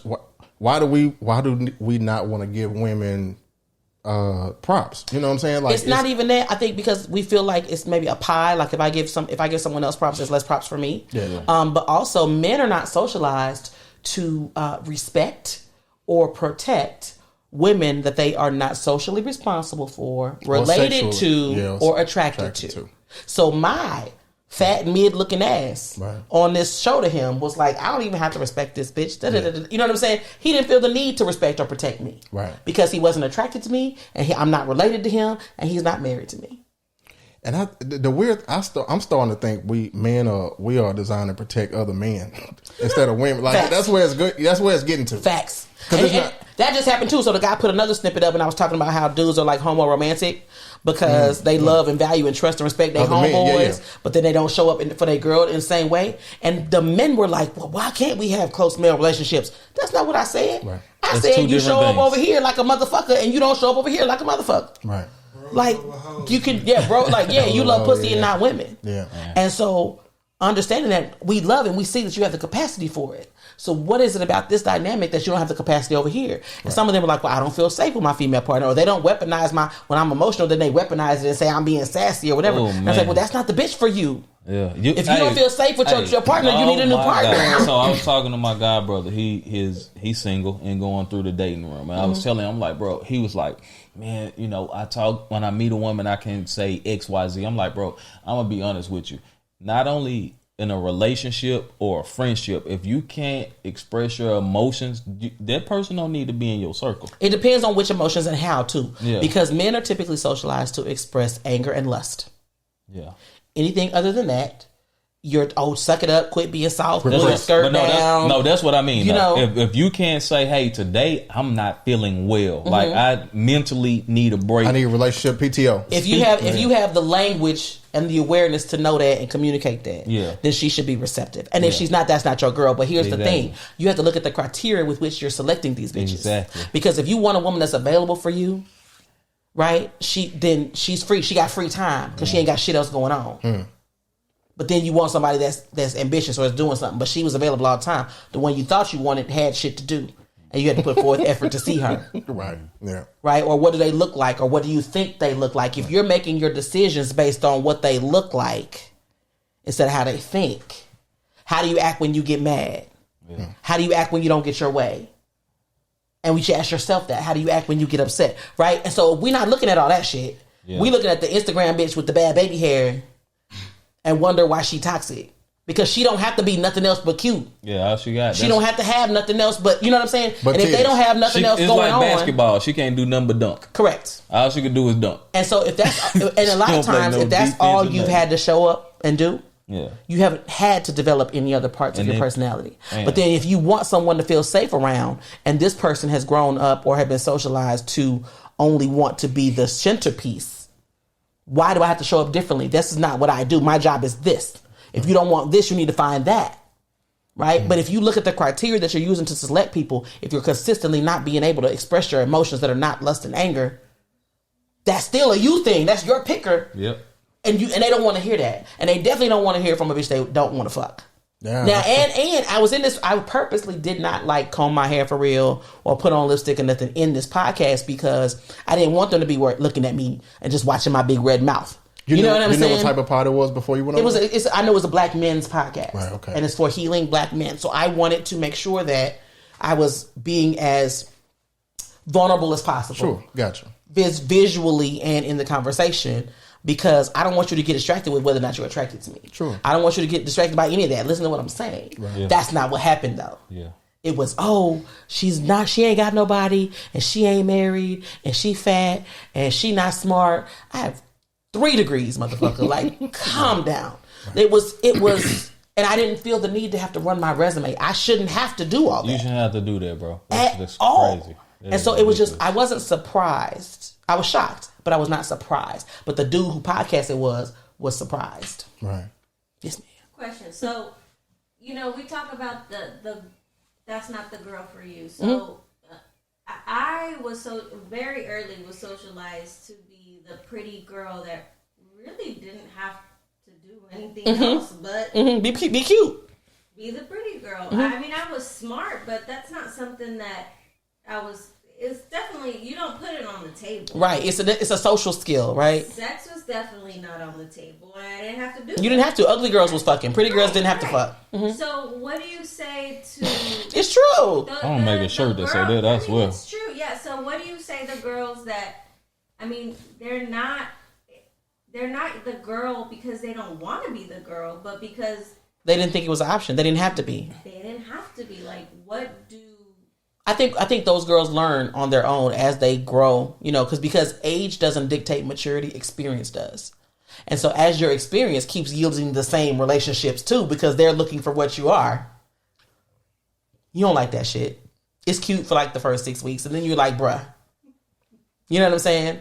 And so you start to, if you are maturing and learning, okay, what is it about me that's picking these motherfuckers? Or allowing these motherfuckers to pick me? To pick me, yeah. And then you kind of shift around that. And so when you start to look for something different, you become something different. So if you're out here fishing with the wrong bait, you're going to catch the wrong fish.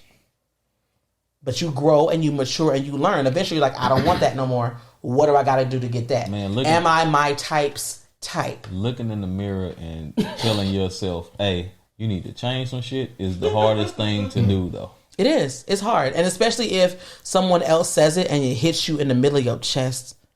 And you're like, why did that hit me in my chest? And you got to deal with that. You got to unpack that.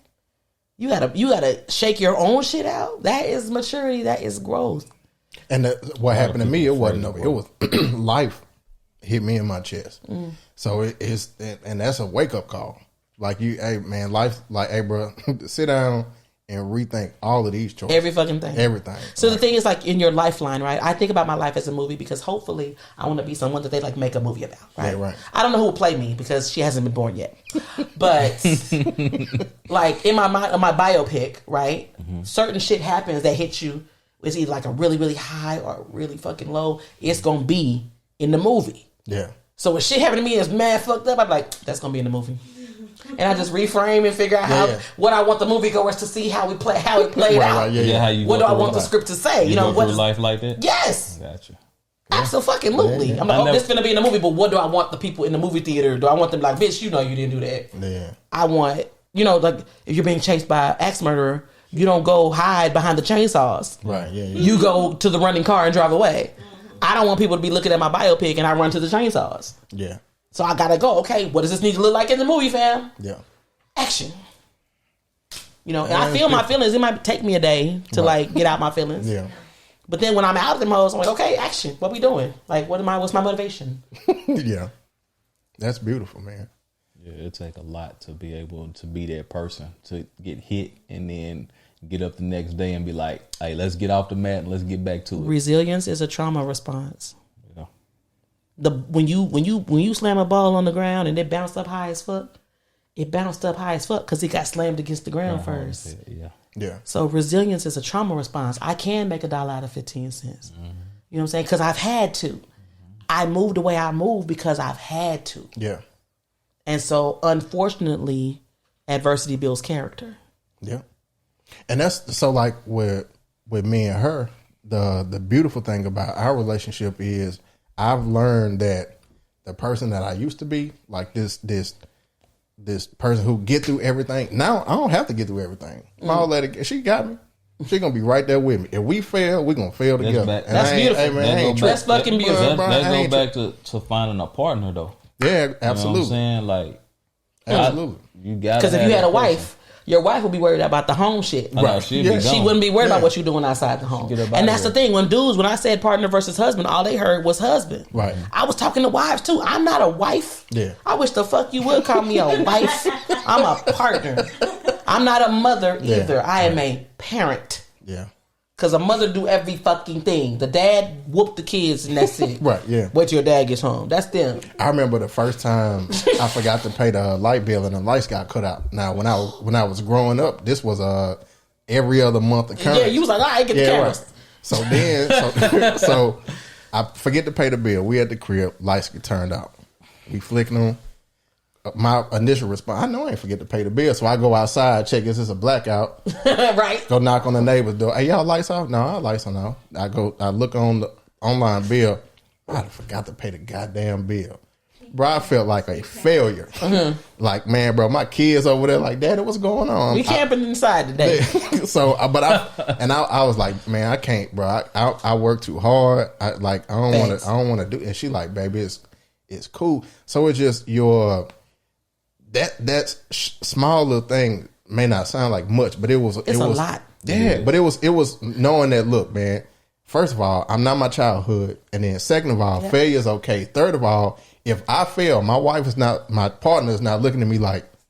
But you don't fail. Either you win or you learn. Yeah, that's fact. You know what I'm saying? Yeah. Like, I'm not my childhood, but I am the parent I am because of the parents I had. Of course, right. And my children are And you just talked about unique. Giving yourself growth, like giving growth and giving grace. yourself grace. Yeah, that's you know what I'm saying. That's a part of grace, bro. But listen, when my sister was born, my mother came home to an apartment without lights. Yeah. My daddy didn't give a fuck. Right. So when the lights got cut off, I was like, "Fuck the lights!" It's one thing for them to go off because you didn't pay it. It's another thing for it to go off because you didn't have it. Yeah, couldn't afford it. Yeah. And that's not what happened. Right, and so, and my thing was the lights was out because we could afford it, but she spent the money on other shit. Right. Yeah. You know what I'm saying? Like, she ain't here. You know what I'm saying? We here in the dark. Yeah. So, I mean, like, it looks like that. But you also have to, like, like you said, give yourself grace, move with grace. But treat yourself like you work at Chick-fil-A. Like a Chick-fil-A work. I hate Chick-fil-A so much. Hey, my pleasure. I hate it. I hate Chick-fil-A so much. I wish there was another analogy. I forgot you were vegan. Yeah, I'm sorry. Not even that. Yeah, the politics. And the chicken really ain't that good. That's true. Yeah. It's really not that good. Politics. I can't do it. It's not that. We're going to say Popeyes. Let's just say I just get myself grace like the people at Popeyes. Like those people at Popeyes don't give a fuck. Yeah, Popeyes going to tell you to eat they don't give a fuck. Is you going to order or not? No. Sometimes when they tell me to suck a dick, hey, man, I pulled up at Popeyes. They was like, go ahead. 2 breasts and a dick, nigga, whatever you want to do. Hello. She's like, yes, ma'am, go ahead. Hey, can you cook? Can I? Yeah, they don't care. And that Popeyes up there, customer service so bad, they gave me a church's chicken bag. Sir. They ain't even give a damn. That's gross. That's disgusting. I'm like, it's the chicken in there, brother. There's a nigga at Williams Chicken working at the window. When you hide Williams Chicken, be hidden. Ting. Yeah. But we going back to toys, like I'm pro toy. So you were talking about flogging, where you brought it up. It was a quick second. I do want to learn how to give a good flog. Okay. Yeah. So So it's the flick of the wrist, right? Okay. So it's like cooking dope. Yeah. Okay. They said yeah.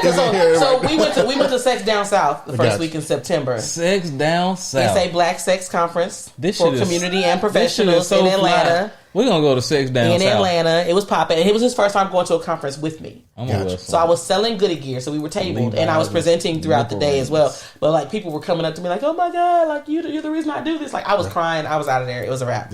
But grace. Once again, call back. I'm just saying, like I'm so grateful. Hey man, give yourself some grace. I feel like when people walk up to you and cry, man, the first time, man, I be crying too though. Crazy. I be crying too, and I feel like I just need more gratitude language because I just want to be like, oh my God, like that's crazy. Like I be crying, it's a mess.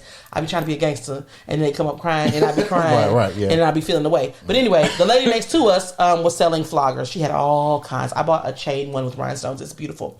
But so she had a whole bunch of different kinds, and so you could try them. And so some people just do like one. You know what I'm saying? Yeah. And then some people do two, and it's like, you know, so you can you can do it this way, so it's hitting the underside of the cheek. Right. You can do it this way, but you want to aim on the out, like if this is the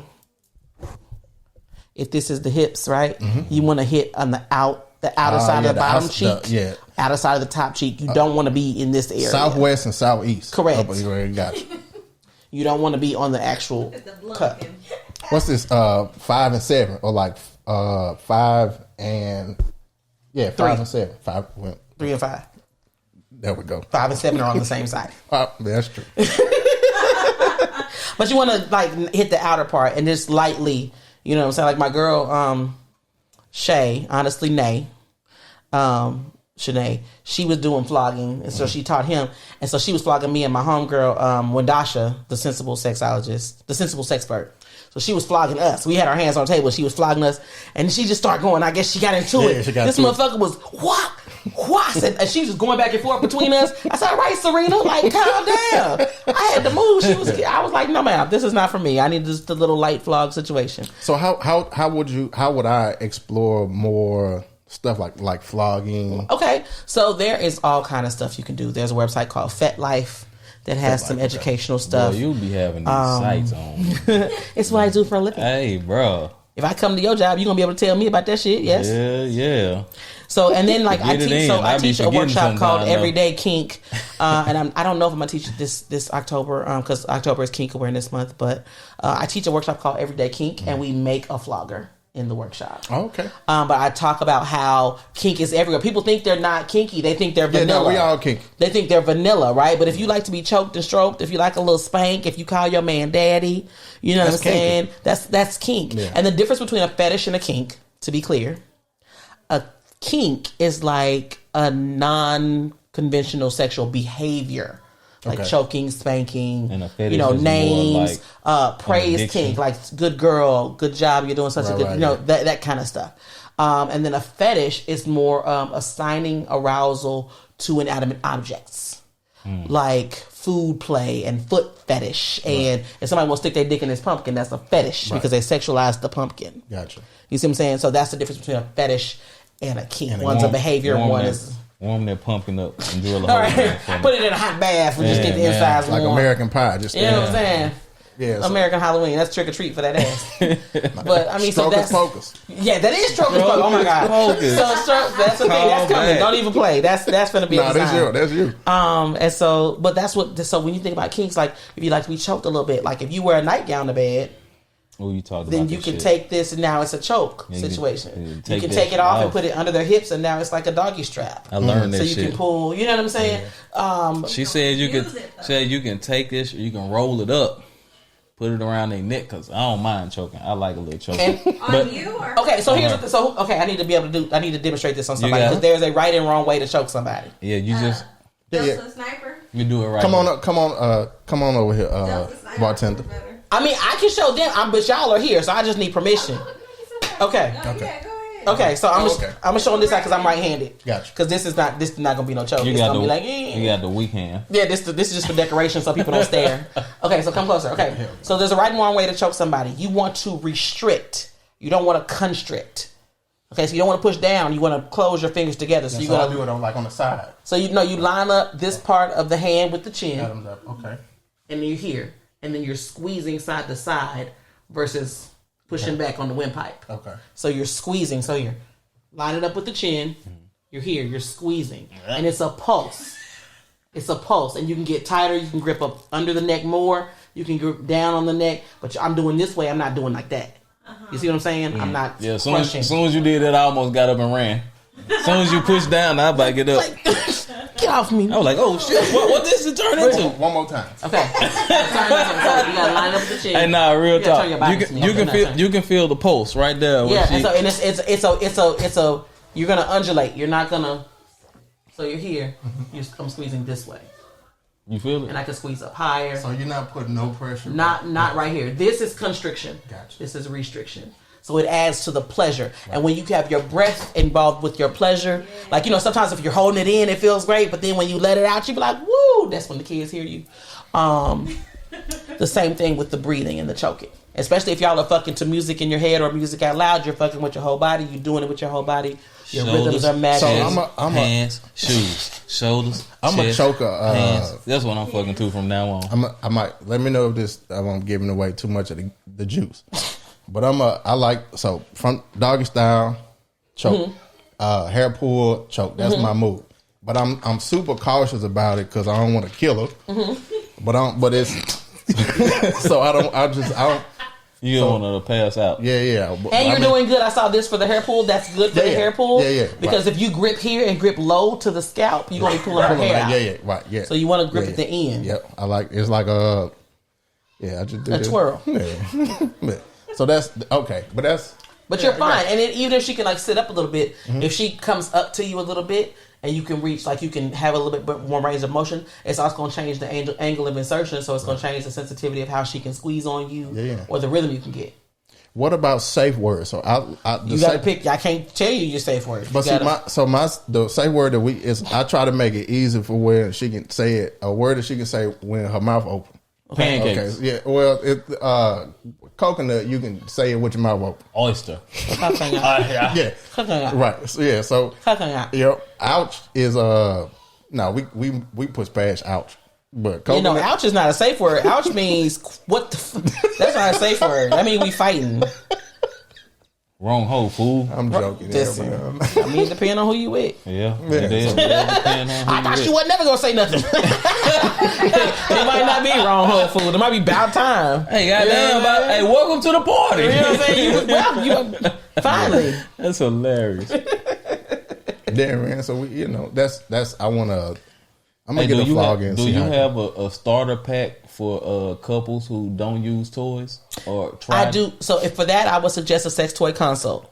And so the sex toy console is on my website. It's $75, but you get a $25 gift card toward purchase. So you fill out like a questionnaire about the kinds of pleasure that you like. And I look at that and come up with 3 sex toy suggestions. We have a Zoom meeting and I go over the 3 suggestions to you. So you can kind of think about what you like. Then you take the $25 and go buy what you want. So do you see is it more women or men? Or men becoming more open to the toy? I will say there are more women that purchase my toys, but I do have a good percentage of male clients as well. Okay. And I think it's because there is more of a leaning toward enjoying sex more, relationship satisfaction, staying together longer, getting, curious about things. And because, especially with the pandemic, a lot of people got more creative. Because it's like, damn, I got to look at your ass every day now. Shout out to Sarah Secret for staying open during the pandemic. Boo! No, shout out to AskGoody.com for staying open during the pandemic. I'm gonna take that part. I'm gonna take that part out there and keep that part in. You can leave it just so I can say it. Okay. So they don't think why she yelling in the mic because on their ass. But that's she in my face. He playing in my face. That's one of our favorite things to do was go to the sex store and just try stuff. Yeah, now, it's expensive because I think the 2 times I tried to surprise her with sex toys were insert and. That's not her vibe. She wasn't with it. Because we did the whole We Vibe with the remote control. But that's that insert part. Yeah, she ain't. See, I have a Vibe. It's like a panty insert, so it's flat, but it's contoured to like rest against the vaginal opening and cradle the clitoris. Okay. And it's controlled by an app. Yep. I got. Yep, so like if you're on the plane and you got Wi-Fi on the plane, we had the one that you can, what I'm saying. You can like. Bzz, bzz, bzz. Yep. We had to want to go to the music and like play a song. But see, and so those they have like the panty insert, and they also have like the insertable. A lot of times the insertable, especially if it's a wearable insertable, it's like, damn, I gotta wear this all day. Like no one wants that. Yeah. So you got to just kind of figure out what you like as far as that. But also there are vibrating cock rings. We got one. I don't like it. Vibrating remote control cock rings. See, so you put the cock ring on him, and let's say y'all just go to the movies or some shit, and you got the remote, so now you buzzing that ass. Look at his face. Yeah. You know what I'm saying? Same thing they can do to us. You have on one, they have on one. Y'all just go to Walmart, go grocery shop. I mean, what you doing? What you doing? It be the best grocery shop you ever did. Yeah. You know what I'm saying? Y'all gonna fuck around about a whole bunch of shit you don't need. Hey, no, but listen, you need that shit. I'm being there like, let me get a quarter pound of that. Listen, you can go, I would say like go out to eat, get your edibles, get your drink, whatever, go out to eat, and then go out and get like a mani-pedi. But y'all got the cock rings on. Yeah. And the vibrating panty on. Because our nail place stays open till 11 p.m. on Friday and Saturday. So we'll go out to eat and then that. go to that place. So. We had the vibrating cock ring. I ain't like it too But the much. remote control adds a layer of playtime. Yeah. I'm with it. Yeah, you know what I'm saying? 100%. But the thing about those, all the dick rings and cock rings, you need to make sure that you are manscaped properly because it will pull all the little hairs out and hurt, and that'll have an adverse effect on the erection. Yeah, it's gonna pull it out of there. So you're gonna have to, narrow it down, give it a one guard with an edge up, whatever. And then we need some black owned cock rings. There are some. Okay, so I need to find. And B Condoms is a black owned condom brand. B Condoms. Yes, okay. and I know y'all are married, and people say, "Why do married people use condoms?" It's B Condoms, letter B Condoms. It's a black owned condom brand. It's a vegan condom. Blondoms. Why should Blondoms? Yes, B, the letter B.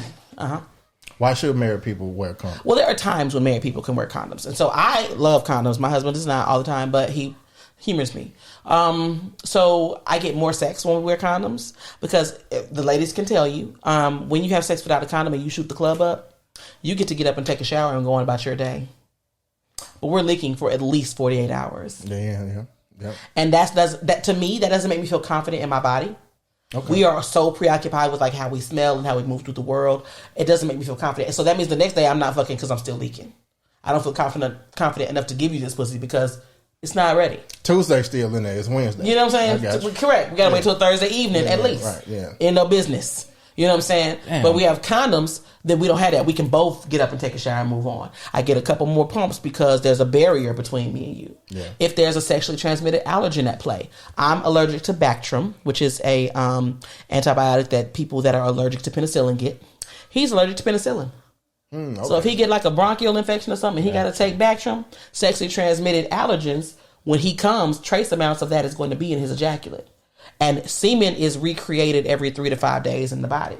So we're going to wait 5 days. If we even fucking, we're going to wait 5 days. You say 42 hours? 48 hours? Yes, at least. Two whole. Because it's leaking down. It's just running out. Oh yeah, come on. Yeah. So much sense. You know what? You can order. Yeah, I'm sorry for shooting the club up, baby. I ain't no. That's how you know she love you. We just deal with it. Yeah, I mean, well, that's crazy. I just don't. Yeah. Right, they know we. Yeah, that's I don't true. And think about this too. I want head too. I feel away giving you some pussy that's leaking with your semen. You gonna give me some head? I need that. But I'm saying you gonna give me some head, and so Tuesday's still in there. So you finna have Tuesday in your mouth too. You wipe that off. I mean, it's coming out. Ain't no wipe off. Just wipe that so off. I just again, it adds to my confidence, right? I feel more confident in the way I smell, in the way I feel. Yeah. My pH is not off. I feel fine. And so, and it's quicker cleanup. So you have more sex. Yeah. But then the sexually transmitted allergens, you have that too. Or if I'm plant-based and he eats meat. Or if you smoke cigarettes and he don't. You know what I'm saying? All of that comes in what comes out. I ain't never think about that. See, I'm telling you, every time I hear you talk, I take some shit away, man. So now I gotta drink more water. Water's getting drank. Listen, back when I was pimping, I wouldn't even date dudes that smoke cigarettes because that nicotine is in their spit, and you giving me head if we go together. Hey, you know what's crazy?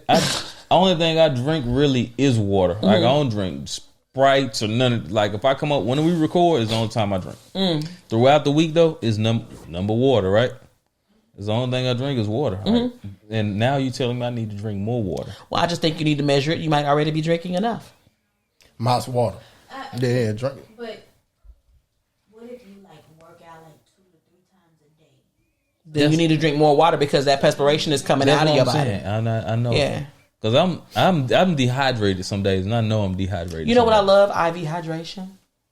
So scheduling doctors. Yeah, and you get the IV, the saline, the med spas and stuff. I go to Noir Skin and Health. Oh, you can do that. Noir Skin and Health is a black owned IV hydration place in Richardson. T. Alexandria Med Spa, I think, does IV hydration. A lot of people it's big in cities like LA, Atlanta, where people drink a lot. It's famous amongst the drunks because they do it the next day. You can go. Go and get. So you get a saline bag. It starts at a 500 milliliter saline bag, and they put nutrients and stuff in the saline bag for extra money. Yeah, they got different ones. So you get a regular saline bag, and then you can say, I want Immuno Boost, or I want Hangover. I get the Pretty Pump because it's all for hair, skin, and nails. It's like Smoothie King. And it's another thing, too. And then they put it in... Girl, there's a whole bunch of them everywhere. You go on Groupon and type in IV hydration right now. So I try to go every 6 weeks. Yeah, it's crazy. And then the day you get it, that thing is stinging, honey. You be sliding. I try to get my wax. I try to get my wax and my IV hydration at the same time. No. So it's that thing be thinging, and fellas will notice the difference too the day you get the IV. But I get 1,000 milliliter bottle because I go every 6 weeks instead of like every month, and I get them to put the Pretty Pump and the Myers cocktail. The Myers cocktail is just lots of different like B vitamins, minerals, things like that.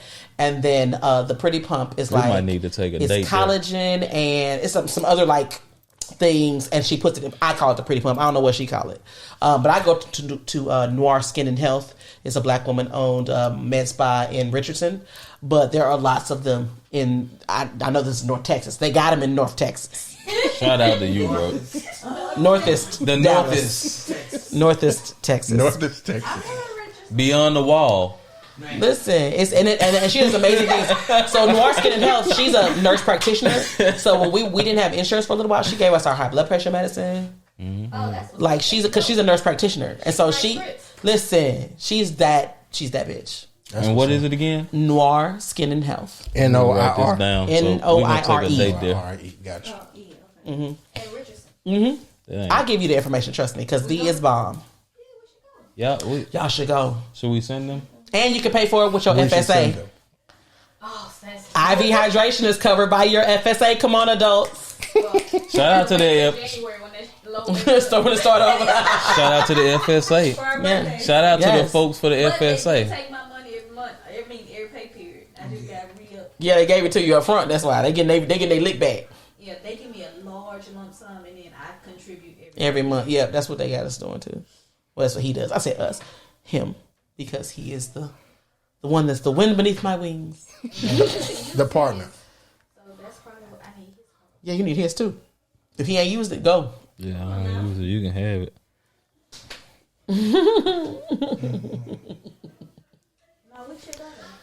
What else we want to talk Y'all about? know how. I turn the air down. Yep. Hey, man, we go through this air every Hey, pod. look, I tell you. Hey, he don't. He don't. Believe in those No air. He blind, sir. You have guests. There are 6 motherfuckers in 10 feet. Yeah, no, I know. A 10 by 10 room. I got the air on 73. You need your ass You whooped. see I'm a lady. You ain't hot. There's 6 motherfuckers in a 10 by 10 room. I got. times do we be like, man, it was hot? Jay, he's hot, dog. Hey man, The niggas who own the podcast room act like they don't know we hot, bro. I swear, every podcast I watch, niggas be like, it's hot in here. Hot. I'm sorry, it's coming. I I left my fan in the car like a rookie. He said it's cool. It's coming. It's coming. I'm hot natured. Bro, shout out to you. Like I say, every time I've watched you, every time I've heard you, every time you said something, I've taken something away from it. Oh, that brings me joy. And our podcast is definitely a podcast that celebrate women. Oh, that makes me happy. You know what I'm saying? Especially like women who are independent and doing their thing. You know what I'm saying? You know what? I'm independent, but I'm spoiled as fuck. I don't realize how spoiled I am until I travel and my clothes need ironing. I don't iron my clothes. I don't wash my clothes. I don't listen. I don't do none of that. I'm looking at you. He look at you. I'm not his partner. Girl, you know I be. I am spoiled as fuck, but like I am very independent. You know, people used to ask Tazama if I was even a good wife. Yeah. Word. They were like, is Goody even a good wife? Because she bossy and she independent as fuck. Like, is she good? He don't cook. That man don't cook nothing. I order all the groceries. I make all the meals, snacks. He got hot breakfast in the morning. I mean, I don't get up and make it. It's pre-made, but it's out there. It's an option. You know what I'm saying? Well, then I can do that. You know what I'm saying? Like, it's he's taken care of. Yeah. And people really be like, is he the leader of the household? We are the leaders of the household. It's about. He got the last say though. I ain't gonna front. It's about being happy as well, though. Like, so, you know what I'm saying? Like, you might not get up and cook a breakfast from scratch, but does that make him happy, right? Right, and I don't cook every day either. Then does that make him happy? You know what I'm saying? Like, it's about happiness. Well, I can't make him happy. If he wasn't happy before he got here, he wasn't gonna be happy. I'm just saying, but, within the relationship. Yeah, for sure. Like, whatever works. Yeah. You know, and it makes me happy to feel like I'm nourishing my family with meals that I prepared. You know, I don't cook every day, though. I can't even tell that lie. I be gone for like a week. I'll be gone for a week at the end of the month. I don't think nobody does no more. Like that's cook every day. That's impossible. People that cook every day don't have jobs outside the home. I don't think. Yeah, no. I think we cook 5, maybe 6. That's a lot. That's a lot. For real? We do cook. Yeah, the Mitchells cook a lot. I didn't know that. Well, I mean, I know they cook a I lot. worked all day yesterday and cooked. Like, I worked 10, 11 hours yesterday and then cooked. Great. That shit will slap too. I said, baby, this shit slap. And it don't be. I don't need like a 4-course meal. I don't need all that. Yeah. Really? I came home and it was rice Two and pieces. it was chicken and gravy. Yeah, that's it. Okay. And I was like, man, it for me. I don't need everything. I don't need all of that. I don't need I don't need an appetizer. I don't need a mango. I don't know who would think that we're not going to a restaurant for that. That's I don't need that. But some people are like that. Some people particular like that. Mm-hmm. You know, I don't knock them for being like that. But at the same time, like, I don't need that. Like, if I would have came home and it would have been a pizza in the oven, I would have been happy because I know what she did that day. You know and what you I'm got saying? food when you came home. It's not we Exactly. figuring it out now. Yeah. You know what I'm saying? And Tazama's in the spoiled too because I be out of town. I'll be presenting at a conference. I get a phone call. Can you order me some Jamaican food? Man, I saw from that you. place that I like. I saw you said sometimes I'm in Philly, fam. you be out of town and you will just order food and send it to the crib. Yeah. Like that's You know dope. what they don't like? This person don't like spicy. This person. Yeah, and if because when he got to order the food, it'd be wrong. Everybody's got to pick the shit out. Whatever you don't eat, pick it out. But I know that's the difference between a wife and a husband. Yeah. A husband don't know what everybody eat. Yeah. A wife know what everybody eats. She know everybody order. Yeah. You see what I'm saying? The husband should know somebody's order. The fuck. Every time we go, he's like, what the kids gonna get? I'm like, He don't order his steak right. And then I know what they want. I know how my son want his burger, but it just be the confirmation from you most Make of the sure time. 'Cause I don't fuck this shit up. We go to somewhere and Tazama order a steak and he'll get medium well. I said, Tazama, you eat medium steak. You don't eat medium well steak. Yeah, it's two different things. He don't know, sir. Because it let him bring them a medium well steak. I'm like, this hoe is overcooked. Yeah. Take it back. You don't eat medium So well that's steak. what you ordered though. You know what I'm saying? He don't know. He just sit there and like, he was like, I don't like mushroom. You know, we was grocery shopping. I had bought some mushroom rice. He was like, I don't like mushroom rice. I was like, sir, you eat 3 servings of this every time I make it. You just saw the package. mushrooms, and I cook with him. And He don't know. He saw the package. And then so I don't eat this. Sir, this is your favorite, actually. He's in the store and he see me buy mushrooms. He's like, I don't eat mushrooms. You do. Yeah, you do. You do. But I don't eat that. You do.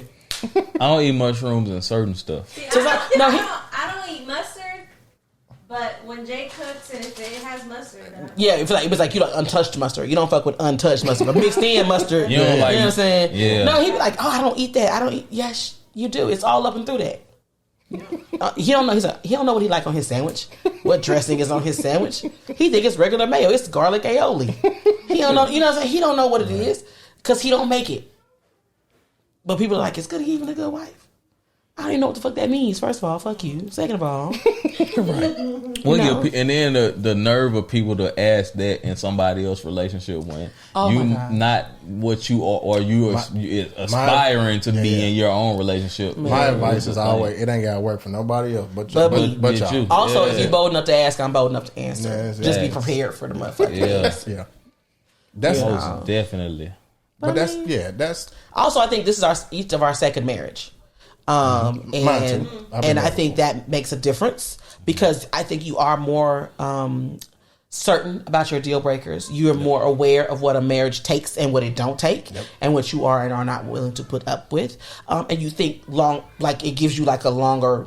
You've been there, so you know what you're not finna do. Yep. The red flags is up there. It's a red flag. That's not a carnival, right? everybody went And on so it. you know, and I think he's a little older than I am. He's like 9.5 years older than I am. And I needed an adult because that maturity level, that ability to communicate, like I needed that. Yeah. I needed someone that is more man than me.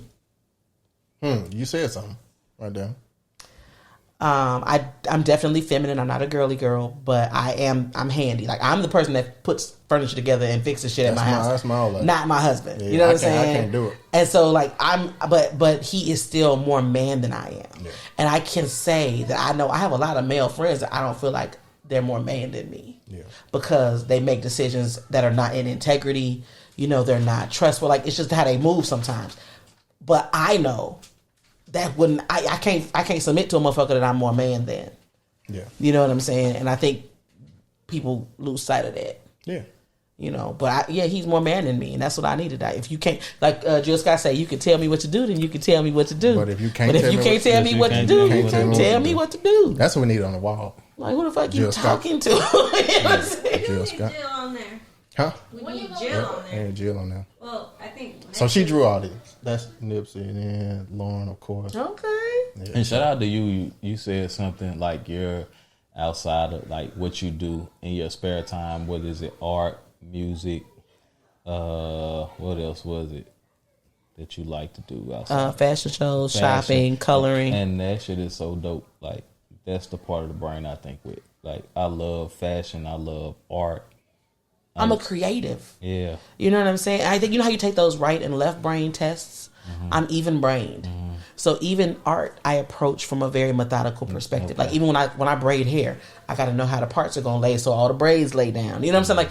Even when I create, I have methods connected to it. Yeah. So I love to see other people's creative expressions and what comes out of people. Yeah. You know what I'm saying? Like that, oh my gosh. And to think that it came from their brain and they made it real.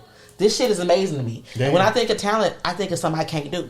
I can't do that. Yeah. Huh? You know what I'm saying? I think I love to see that's how I am. What comes out of other people. It don't even have to be a drawing. It could just be like it could be the outfit you put together. Facts. I follow this girl on Snapchat, but she do all of these vases, like vases or whatever, like the what is it? Pottery. Mm-hmm. And that shit be so dope to me. And all of them shits come out different. All of them are dope. And I'm like, bro, I could never do that. But I'm just saying that I could never do it. But if I sat down long enough, I can do it. Because I'm one of them people. Mm-hmm. If I sit down long enough, I can do it. Yeah, same. But it's just, I'm really one of those people you got to push to do something like that. No, if I don't know what it's like to not excel at shit I try. Yeah, facts. I don't know what that's like. And so when it happens, I be like, yo, word. And then it always points me in a bigger direction for my life. Like the universe is like, no, bitch, this ain't what we want you to do. Mm-hmm. Like I had, I was in the Mrs. Texas Plus America pageant, and I didn't win, and I was shocked because what? I didn't win, and the girl that beat me had competed. She's my friend. She's my friend, and she's the reason I competed. And she competed like 4 times, so she knew what to do. Mm-hmm. You know what I'm saying? And she only beat me by 4 points.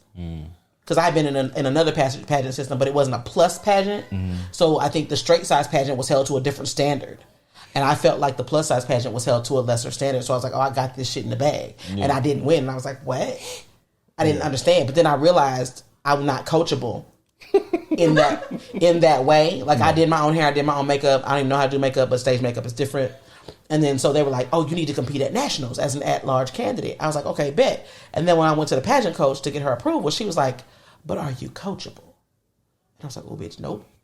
That'll do it. I knew I wasn't coachable. So I knew that wasn't for me. Number one strike. I used to want to be a sex therapist. So I interviewed for a grad school therapy program, counseling program, and I didn't get in. And I, of course, reached out to the lady, hey, you know what would make me a better candidate in the future, bitch? What the fuck? And she was like, no, what you're doing is great, but it's more social work. It's not counseling. I was like, I don't want to do that with no fucking kids. You know what I'm saying? Because I'm thinking CPS. Right. Then I started speaking to other educators, and they had MSWs. They had Masters of Public Health. So I was like, oh, shit, I can do this. So the universe was telling me, no, this ain't what you're supposed to do. And I took it as, what do you mean, no? And then did my research, because either I win or I learn. Yeah. So I dug deeper into what she was saying after I got out of my feelings. I was like, okay, this is going to be in the biopic. What is the people going to see? Right. You know what I'm saying? What they going to see? They're going to see me getting into social work and all of these things, right? So even when I don't get what I want, which again is rare, because I don't ask for shit either. Yeah. So if I'm going to put myself out there for something, I make sure I'm over-prepared. Man, what? You know what I'm saying? So I don't know what it is to not excel at shit I try. Right. And if I try some shit and it's hard, I'm like, I don't want to do it. That's right.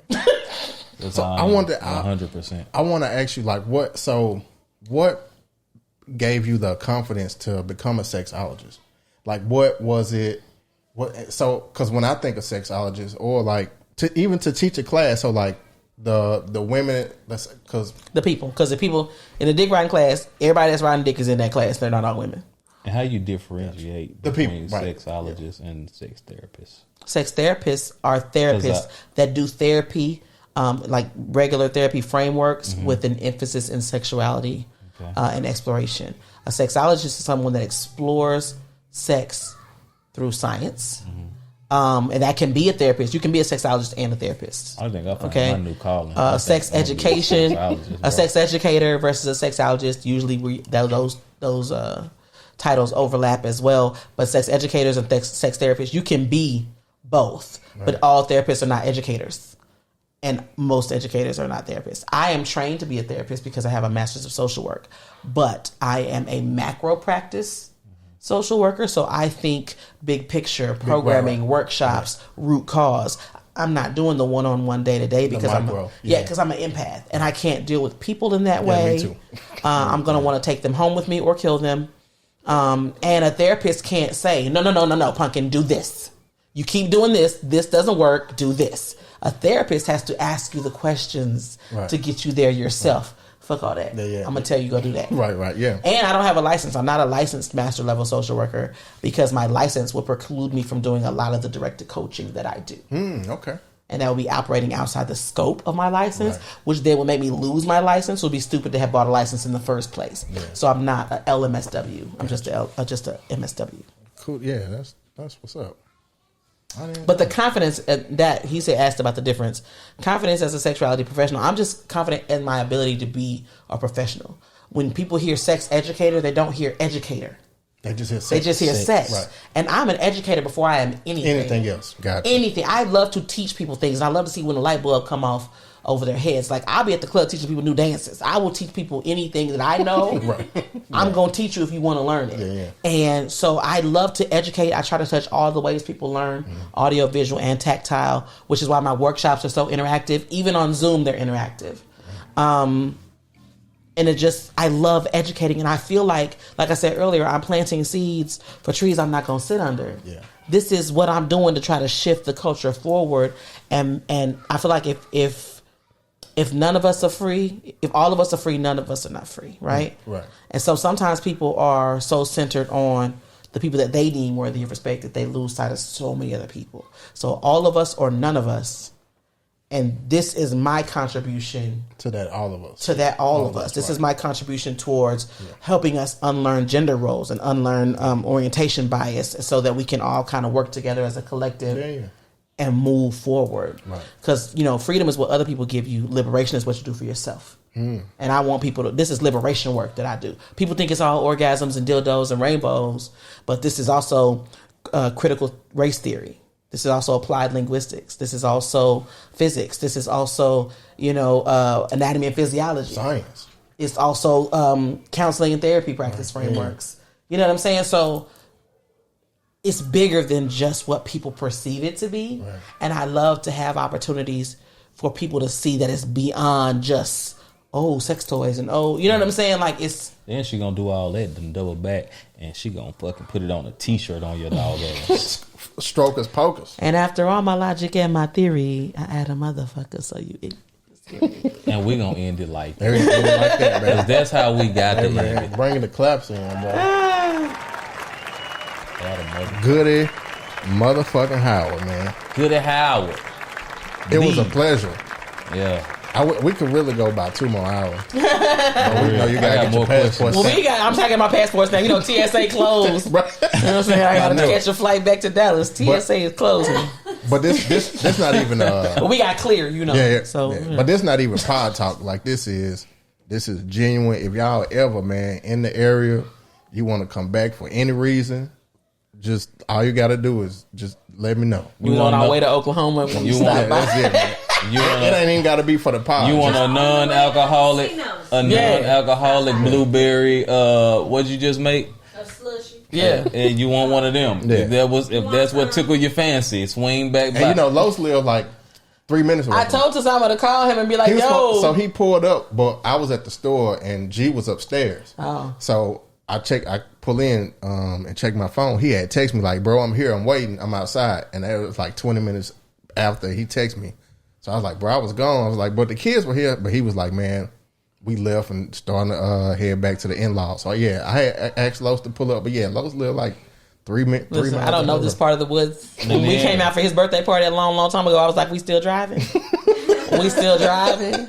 we still try. Like, I was like, are we there yet? Looking at ass like. Yeah, but nah, if y'all and not even on no pod stuff, if y'all just want to come, you two brother just and then me and hubby then sit up here and connected on the sneakers. Bro, like, just, man, we done had a 20-minute conversation about like the sneakers that done dropped and what we done seen it.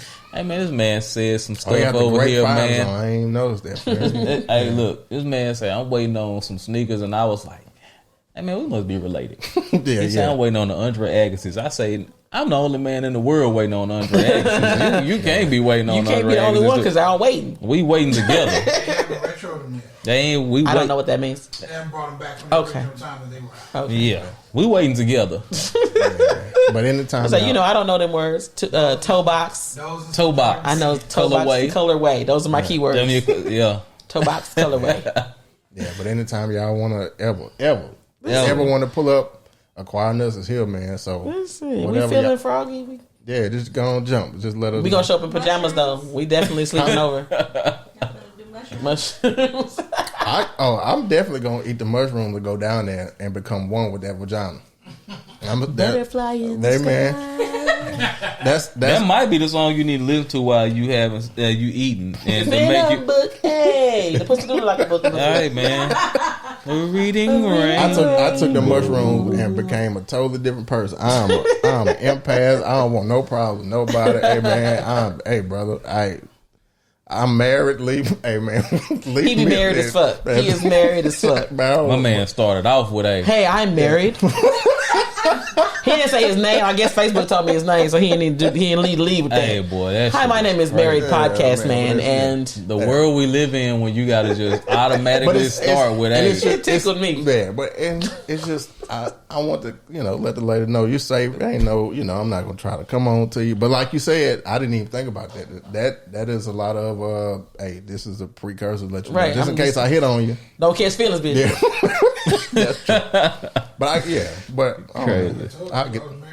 Right. I told you I was married when you met me. You better read that shit. Right, you been putting receipts up. That's fact, man. But no, man, the black man don't cheat. They don't. Yeah, they don't. Man don't cheat. So they don't. You know the name of this podcast is gonna be "Put a Motherfucker on in." Put a motherfucker. That's my favorite cuss word. Goody motherfucking Howard. That's episode 69, man. Y'all. Hey, 69.